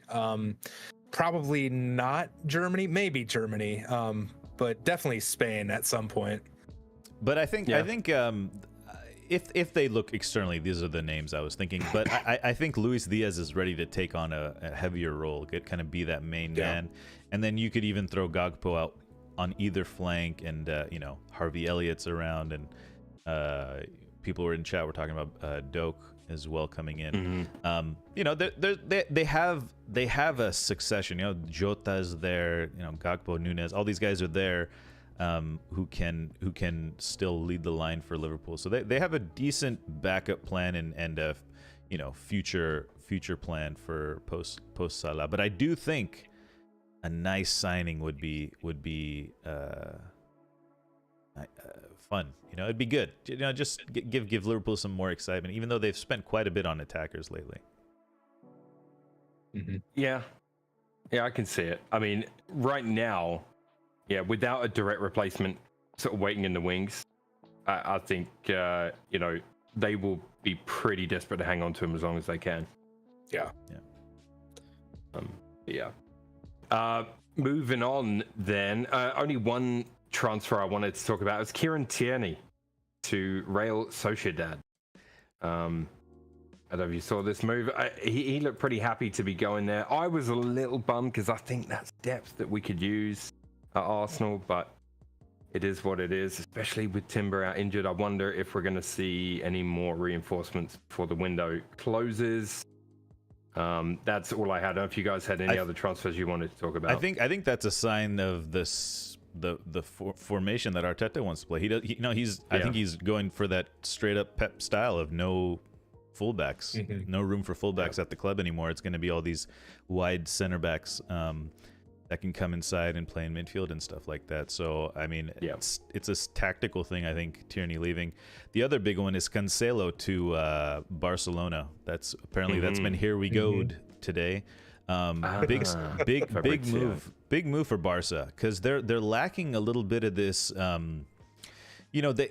We'll talk a little bit later about Barca, but they have the Balde on the left, the young left back, and I think Cancelo on the right will provide a nice width, and it'll take a little pressure off the wingers, and you have a real strong center back pairing with Christensen, Koundé, Araujo, and then even Frankie de Jong lately. He's been dropping back into center back, playing really well.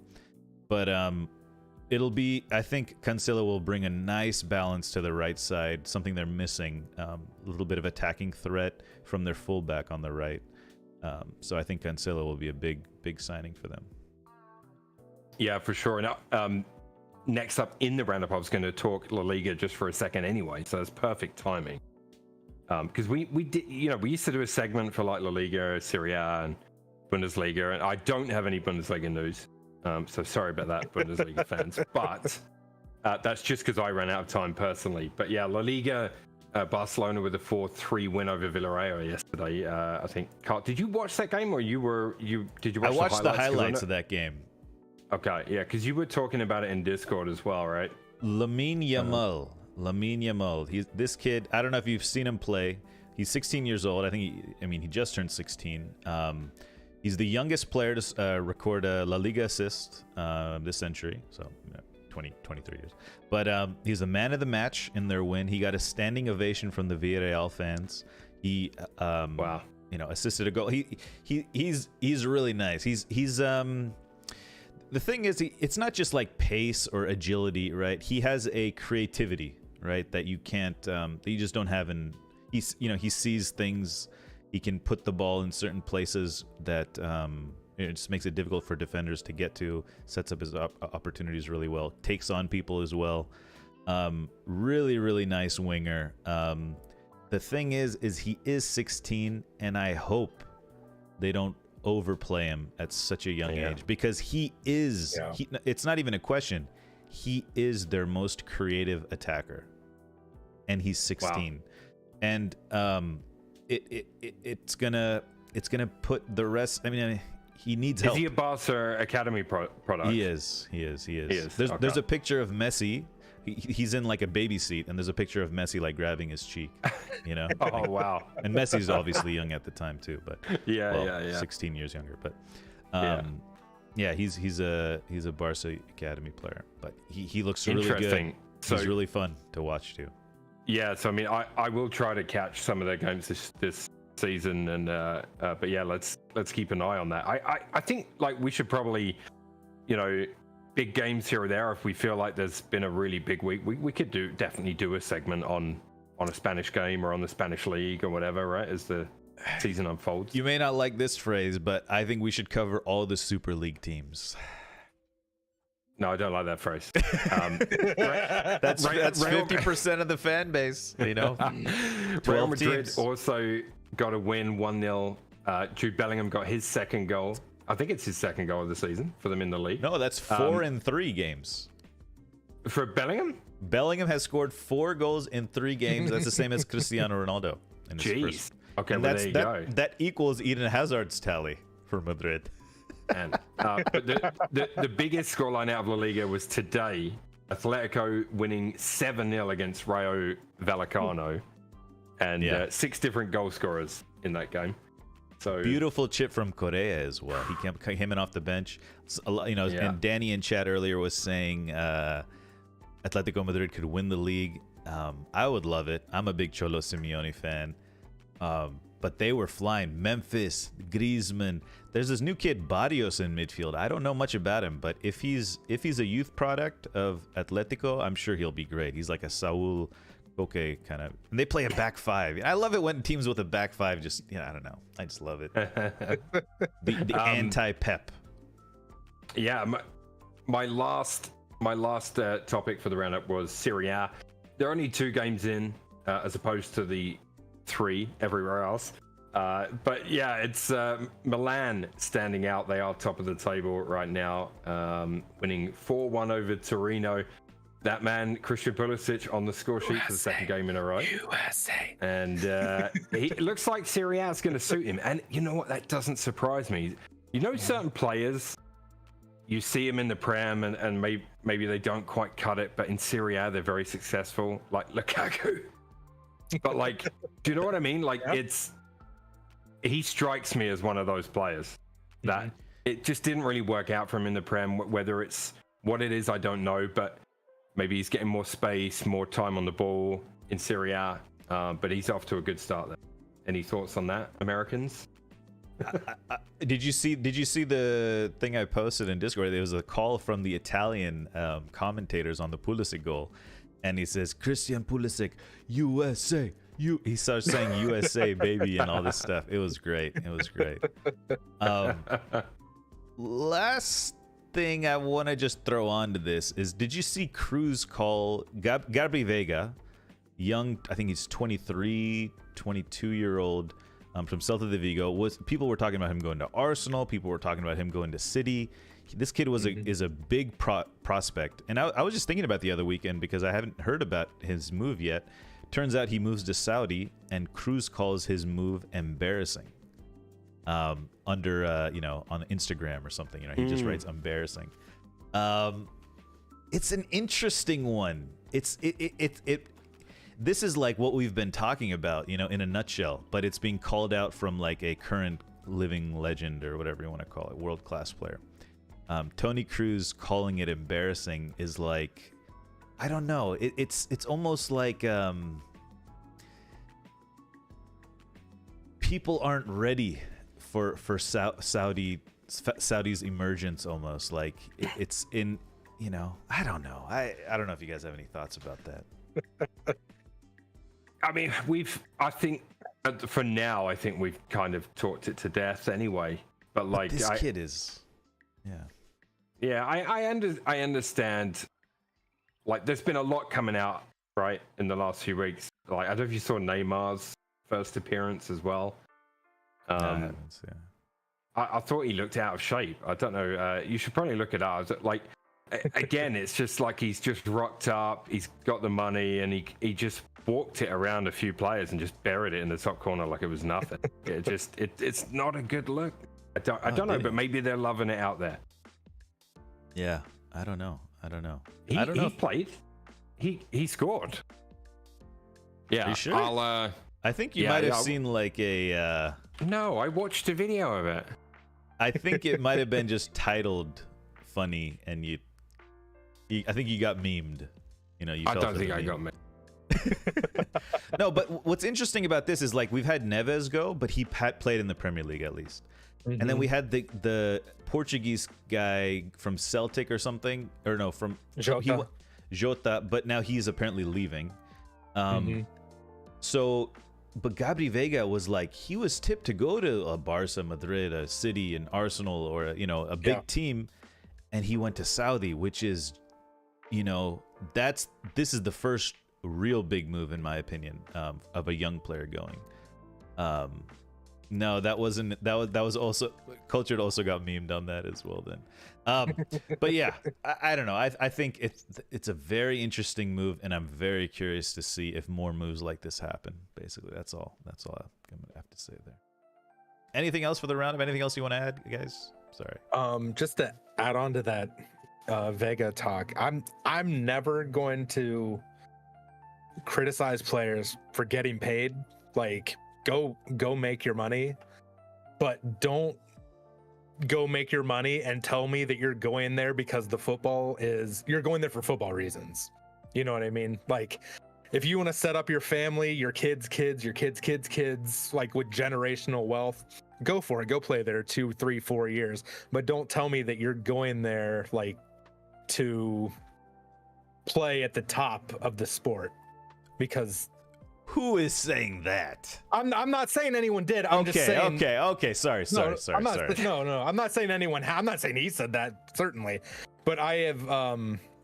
But sure enough, I would bet money that, not Saudi money, but like $20, that someone will say that when the next wave, like I don't know if it'll be January, whenever the next big window is for them. Like, oh yeah, they're coming here because the level is so high and they're still making these astronomical wages. Like, I'm not here for that. Okay. Yeah. That was it. That was the roundup. I was trying to close. I didn't finish I was going to do a couple more results in Serie A. I was just trying to tack some. Sorry. It's we all can good. talk about it now. We can talk about it now. Yeah, it's fine. There was teams that won and teams that lost. Cultured, don't worry, I got memed as well then, but that's because you posted it. And why, if you knew that, why didn't you say that's not real? Okay, so hold on. Cultured posted something about Mumbai FC, but I had posted something in general chat about Mumbai FC. I posted that Al Hilal got drawn in the same group as Mumbai FC. That's what I thought he's getting at. Type in Neymar and Mumbai FC. So I watched a video of him scoring this goal. And I'm like, oh my god. That was some random, like. All right, when I edit this segment, I'm gonna cut that bit out so we don't look like prize twats. Cultured. All right, you're welcome. Okay, yeah. So they're going to play, and I just want to comment on that. Is early in the Saudi phase. What did I say, guys? I don't know if you guys remember. I said this could be a pathway for other Asian countries to funnel their talent through Saudi. Players from India coming through Saudi, players from Korea, because they're they're all in the Asian confederation. It gives Asia their first big league, and now we're gonna see big stars go to Mumbai, go to, I don't know what other teams are in the group, but this just would never happen before Saudi, so. I know we look at everything, well, most of us look at everything from a Western perspective, right? That's, how I am about that, because it's not that I hate the West, it's just that it's just so self-centered and so ethnocentric that you can't see outside of the West. And the truth is, there are fans of football in the East, and they like Neymar just as much as you, and I hate Neymar. I don't know what you're talking about. They like, who do you like? Tony Adams. They like Tony Adams more than you. No, and they would have loved to see Tony Adams play some football. They would have loved it. Or Steven Gerrard, you know, who knows? They'll see Steven Gerrard on the touchline, you know, maybe. And that's what Saudi is doing. They're gonna bring it over, and it's good. It's really good. Neymar's gonna be in Bombay, man. It's gonna be crazy. I mean, it's gonna be insane. It's gonna be insane. Then why does it take gajillions of dollars to make it happen? If they love it that much, why is the injection of gajillions of dollars? No, forget infrastructure, because infrastructure is stadiums and facilities and pitches. I'm talking not like, why the necessity for the outrageous salaries and contracts? Wait. What? Because Saudi is an unproven ground. What? There's no history of football in Saudi. Or it's a startup. You're just telling me that to them there is. You've just told me that they're massive fans of the Premier League. Yeah, okay, but that's not enough for the players to go there. They need the gajillions of dollars. There's not many good players in India. There's not a good league there. Wait, what are you talking about? Gajillion dollars? Who's getting gajillion dollars? Everyone's getting full payday to go play in the Saudi League. Oh, Saudi League. I thought you were talking about India. No, I'm not. Oh, but yeah, that's where there's a huge football following in India. Oh yeah, I don't doubt it. My first exposure to football was in India, or European football was in India, when I went to go visit when I was like 10. Yeah, everyone was crazy about Real Madrid. Anyways, I don't know. I just think it's good. You know, Asia's getting players like Neymar and Mane and Salah. Eventually Salah. You know, they'll be there. There'll be some Champions League games that, you know, good teams will go in the knockout stages and play against these guys. It's good. It's good for football. Home and away games. You know, all that stuff. Same thing for just like a small team in, I don't know, Hungary that qualifies and they get Arsenal in their group. Oh, they get, you know, the great the great legendary Mikel Arteta will come to our stadium and play his amazing magical football. Your trolling days were behind you, and here he goes trolling. No, you're saying words like cajillion dollars and this, that, and you know. Anyways, all right, let's do player of the week. Sure. Do you guys want to do separate ones, or are you going to do one single? Let's just do one single one. What's easiest for you in the editing suite? So it's about content, right? More content. We could have 3 shorts. I've noticed that you've been short. adding my facial expressions. You did it. Happen. You did it on purpose. I did what? Oh, you mean the finger guns? No. You did like a. Oh, the nod. Yeah, that one. You did it on purpose, right? I thought you did it on purpose. No, I'm just agreeing. Oh, I thought you did it on purpose, like you were kind of over exaggerating. It really finished the clip nicely. So I'm gonna. Yeah, make I thought it was funny. Yeah. I thought it was hilarious. Yeah, it is. Yeah, I never told you I did that, by the way. I just. No, I know. I thought it was hilarious. Yeah, I thought it was hilarious.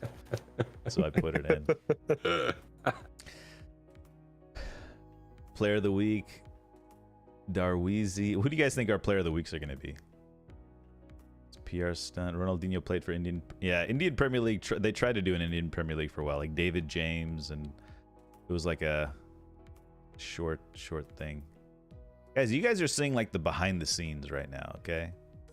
The clips we release on YouTube, that's like, you know, that's for the average Joe. You guys are like the real fans. You know, they get the real people. You get to see the real us. They get the cleaned up, no mistake version. For the most part, yeah. You like know? The ultras. It's like they think that we never make mistake, like we're AI to them. Yeah. But to you, we're humans. You know? Nunez, you guys think it'll be Nunez, huh? Weird. Enzo Fernandez, hot tub stream. Okay, here we go. Let's just do it in one go. All of us together. When you have 4, or should we do 3 separate ones? What do you guys want to do? Do you guys have a preference? I want to do whatever is easiest for you to make a clean edit out of.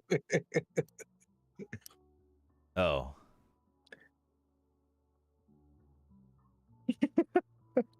See, I'm thinking content is like 3 versus 1. You know? So normally, is it on this screen? No, it's the other one. We're gonna go to the other one. Whatever you normally do. All right, let's do one at a time. But I'll ask Hoff, and someone has to ask me basically. Okay, here we go. Let's do Hoff's first. Ready? Wait, hold on. Let me see what you guys chose. Okay. We'll do Milo last. Okay. Yeah, there we go. Let's do Hoff first. All right.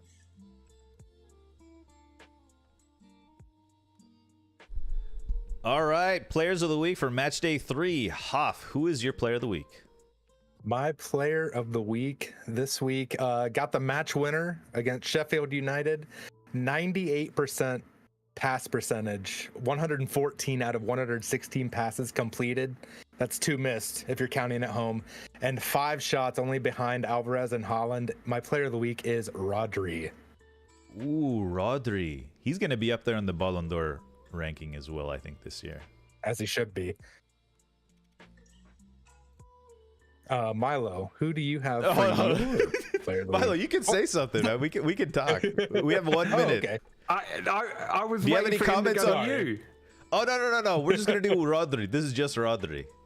Oh. Do you have anything to add about Rodri? Oh, you Milo? want to do a whole minute on Rodri? I've got nothing to add. I haven't even thought about him. Maximum 1 minute. Maximum 1 minute. Nah. Okay, all right, that's fine. It'll just be me and Milo. I'll throw some of your expressions in there, you know. Okay, let's do the next one. Hoff, you can ask. No, Milo's last, right? Yeah, Milo's last. Yeah. I'm asking you. You can. Milo, you should ask me. Okay. Okay. Cartwheel champ, who was your player of the week? My player of the week is the young 16-year-old Lamine Yamal from Barcelona, man of the match performance, seemingly carrying Barcelona these days. Their best attacker, their most creative player since Messi. He will go down as one of the greatest of all time. I'm looking forward to seeing more from this kid as the season goes on. That may be a little hyperbolic. Okay. It'll he's be good. interesting to see how. Sold. Yeah. You've sold me. He's good, though. All right, that's good. That's good. All right. Now, what was it? Hoff asked Milo. Okay, here we go. All right, Milo, who is your player of the week? My player of the week this week is Darwin Nunez. 77 minutes gone in the game. Comes on, scores 2 goals to drag Liverpool to a 2-1 victory over Newcastle. Yeah, great match for Darwin. The super sub reborn. Super sub card Impressive. incoming on eFootball 24. New sponsor of show. We all should get 12,000 coins each. Feel free to throw in that. Here we go. The Andy Carroll regen strikes again. Ooh. Oh, I see what you're doing. So you're I'll trying edit to these. I got you. Yeah. Yeah. This is a lot more messy than it was last week. Just saying. No, but this is more. I don't know. It could be 30 seconds long. It doesn't have to be a minute. Yeah. I got So you. if you guys feel like saying anything, just say it. I didn't know we were doing that, so I just was player of the week Darwin Nunez. He's still a flop in my book. Controversial. Guys, chat, give us some lines. We're just I won't puppets put right that now. in. I won't put that in. All right, anyways. I hope you guys, look, we're not, Yeah. All right. Darwin evolving before. I should have said that earlier. You should have wrote that earlier. Yep. The Uruguayan Mileski. Yes. Oh, that would have been good. Alrighty, guys. Well, that's. Emil Heskey was not capable of the. Like, those 2 finishes were really good from Nunez. They were nice. They were. Strikers' finishes. Yeah. It was a bit of a, I, as a neutral, I was like, ooh, this is nice. This is some good football, Yeah. It was good. Darwin mayonnaise. Oh, what did the commentator say? Oh yeah, Darwin's evolving before. Yeah, that's what they said. Darwin evolving before our eyes. Oh, who was it? Drury. It was the guy from eFootball. I love that guy. Drury, right? No, it wasn't Drury. Jim Beglin? Yeah, Jim Beglin and somebody. Whoever's on eFootball is those two dudes. Anyways, that's the show, guys. That's it. Yeah. That's I don't know if you guys saw. It's I hot. suggested international break that we all come up with a round of trivia. So we do 4 rounds. Okay. And we could make it like a tradition on international breaks because we don't really have time for trivia anymore. Yeah. When we're recording the show.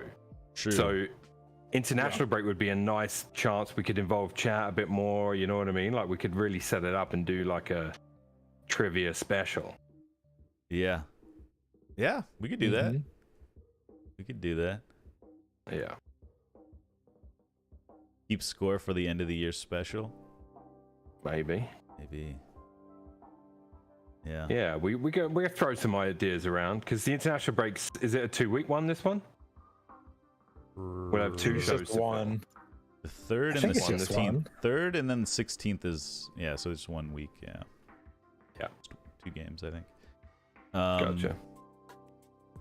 Yeah, we'll figure something out. Yeah, Anything we else you will. guys want to add that we didn't talk about?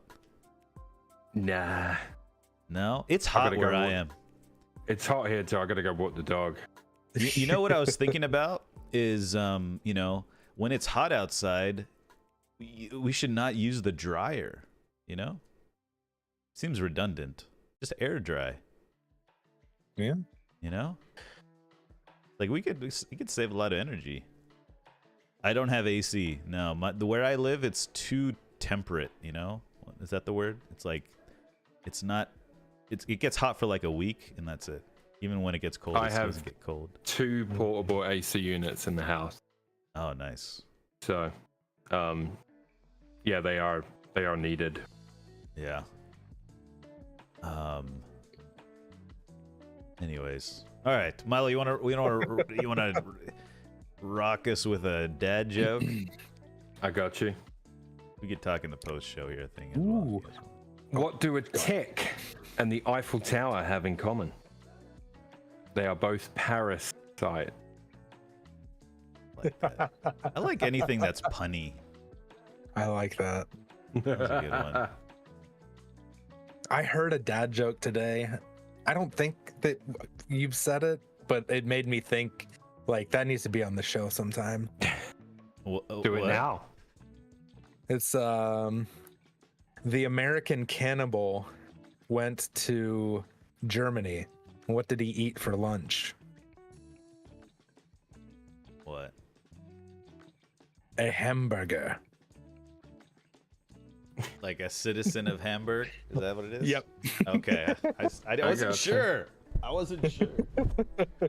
I don't think the guest star thing worked because I don't see our names on the title this week. It still says backstage. Yeah, Oh, did I fuck it up? we're all backstage. Oh. Should I click it now? So here's the thing. Oh, my bad, guys. You should have told me. I didn't notice. I Yeah. just I didn't noticed now. notice either. I thought somebody might notice. I should have noticed. Basically, it's like when I scroll onto your camera in the backstage thing, then it shows more options. But if I don't scroll onto it, it doesn't show the options. Yeah, I turned my camera off because I'm currently stripping naked, guys. It's so hot over here. Ooh. Yeah. Yeah, I'm scratching places that no one needs to see me scratch. Yeah, you guys can't see me. All right, I turned my cam off in Discord, but we're still, you know. But yeah. Also, I turned down I turned off the music. So in the clips, if you guys want to add some royalty-free music, I don't know if you guys know how to do that. I can post some links, or Hoff, if you want to give Milo some links or just some songs or something, that'd be great. Okay. I got plenty of links. The YouTube library is really alright. good too. Yeah, throw some YouTube. Yeah, whatever you want to throw in there. just For the segments? Yeah, but maybe a little soft, because it's gonna maybe. What do you think? Smooth jazz. A little smooth jazz. I've got a really busy week, so I doubt I'll. Can they be added on YouTube? Can they? I don't know. Or do you have to do it when you're making the vid? Well, that's what I was saying. Just I'll send you like a file to put in the just send it background. to me now. I was saying Hoff could maybe send it. Yeah. Mm-hmm. Yeah, just send it to me and I'll put Just it in there. have it start, and just, anyways. If you have any questions, you can ask. Yeah. Guys, can I ask you one question before you leave? Ooh. Sure. Who's a better defender, Virgil van Dijk, Thiago Silva, or Sergio Ramos? Who's the best? Rank them 1 to 3. 1, 2, 3.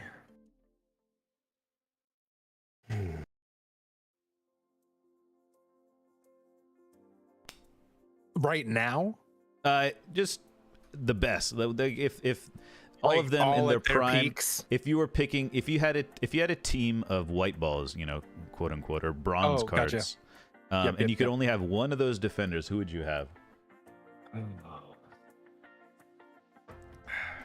I'll take Ramos because I like a shitbag. I like that nothing answer. to do with his defensive prowess. Yeah. Purely because he's a shitbag. Okay. But honestly, I'd probably go Thiago Silva, VVD, Ramos, because I don't think Ramos was necessarily an amazing defender. I think he did a lot of other things better Yeah. than defending. Yeah, he has that attacking. Yeah, He's probably I'd the best agree with that attacker of the order. bunch. That's a good order. I like that one. He's probably the best attacker of the bunch. I really like VVD as well. I just want to say that. I think You have to Arsenal say were- that for your donors, your special interest donors. You have to say that. I don't have special interest donors. Jeez. But Arsenal were heavily linked with him too.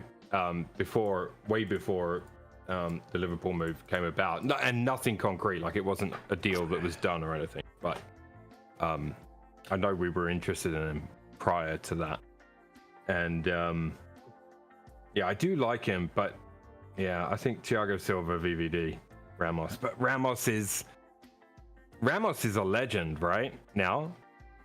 He's going to do you go down think- as a Madrid legend. So, Do you think I mean, either of VVD or Thiago Silva will be remembered in the same vein as Ramos in 20 years' time? I don't think they will. That's a good point. That's an interesting take. I don't know. Forget who was better. I just feel like Ramos has that. I think presence. Thiago might. Yeah, maybe. I think he's one of the best, at least that I've seen. I can't talk about like the 1970s and 80s Brazil, but I think he's one of the best Brazilian center backs that there's been. Yeah, he's nice. He's nice. David Luiz cries in his sleep. I'm a bit partial. I'm a bit partial to Thiago Silva. I just feel like he's so smooth. He's smooth with it, as they say. Smooth with it. Yeah, interesting. I don't know. I'm not sure. When is eFootball 24 out? I think it's like, do we know? Not next week, but the week after, or something. Is it? Is it the 9th of September or 7th of September? International break week. I will give it a try. I would like to say something. Is maybe when I try to joke, it comes across as trolling. Is that possible? Maybe I'm just not good at joking. I think, it might be your reputation preceding you, and people view it that way before. Yeah, Much like yeah. Granit Xhaka, with the whole getting booked. Please, I'm not worthy. I'm not worthy.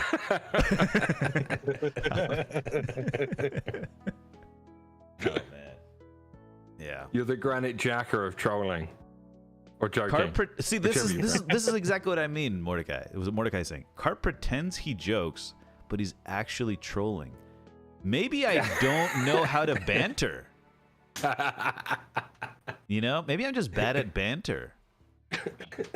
I'm okay if that's a skill I never acquire. Question for you, because I was we had family in town last week. How was your Friday phone-in? It's I never really know how it's gonna go because it's all viewer call-in driven, right? It's like, yep. If someone doesn't call in, it's like then I'm just like sitting there, But I thought it went well, I thought it went pretty well. Does it get lively? It doesn't. I think the vocal aspect of communication really changes things. When you can just type and you don't know people's tone and whatnot, it's just like keyboard warriors. I guess so. Keyboard warriors. Yeah, I guess so. But it's pretty fun. I mean, I enjoy it. I think it's the right amount of time. We start out with some one-on-one interviews, and then oh shit, my leg is bleeding. And then what are you doing with the camera? I was scratching my leg, and it turns out I was really hard. Yeah, I broke skin.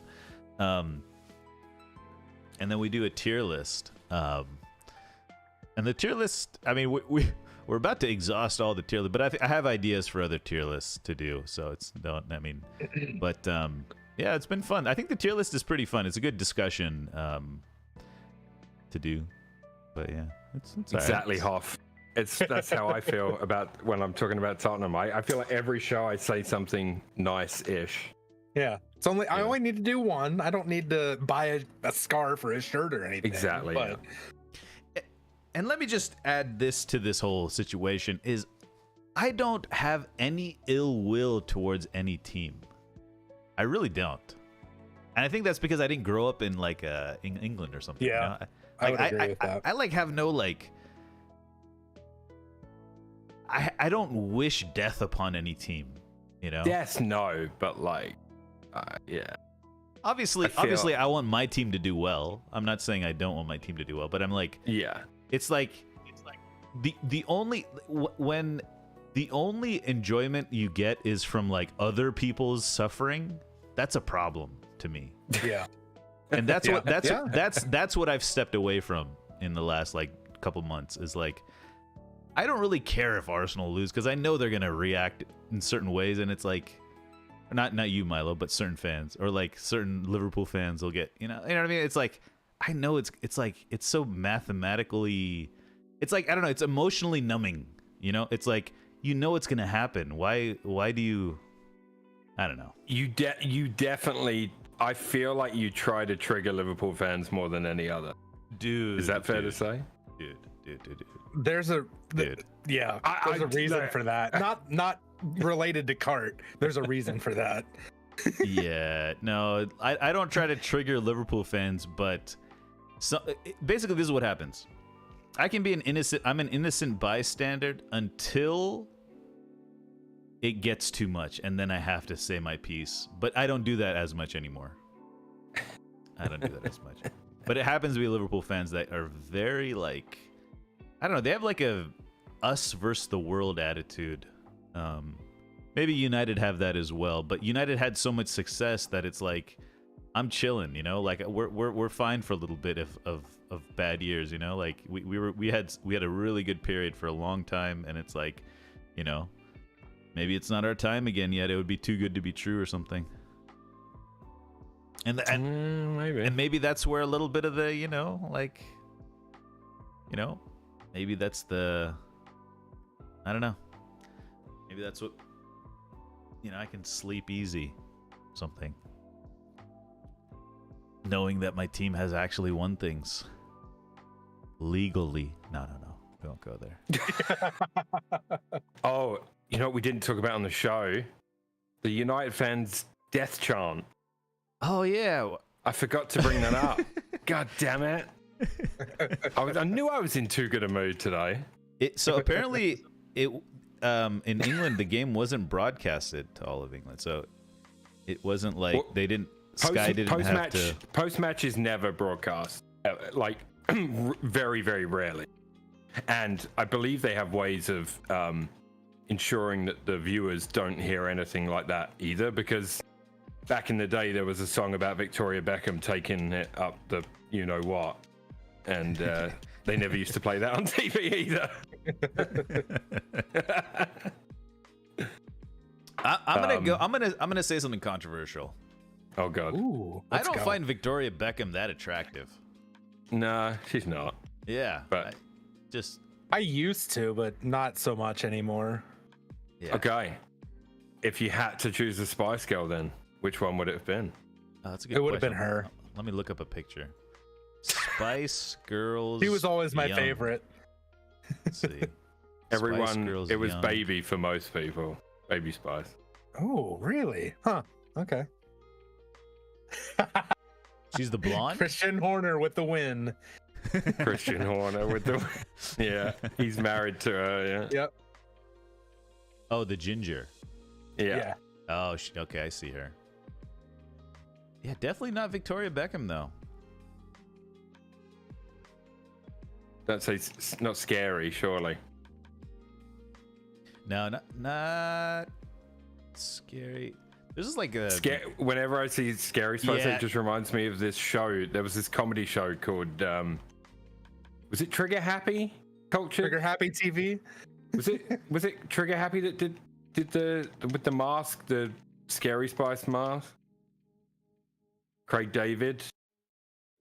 Bo Selector. That was it. Yeah. It's the one with the ginger hair. She has like orange hair in all these photos. That's Christian Horner's wife. Yeah, Christian Horner, GG's. Yeah. Red hair. Now she has to part with Christian Horner, Right. who's in love with Max Verstappen whilst married to Jim. I'm not. And secret, yeah, he's secretly in love with Toto, but it's not that secret. Yeah, Max Verstappen, by the way, won his 9th race in a row, equaling a Jeez. record. It's a no Netherlands, right? contest. Home GP. Zandvoort, yeah. Yep. Yeah, Zandvoort. Why did I just blank on the name this week? Oh gosh, Monza's this week, right? Is it? Is it Monza next? Yeah, maybe.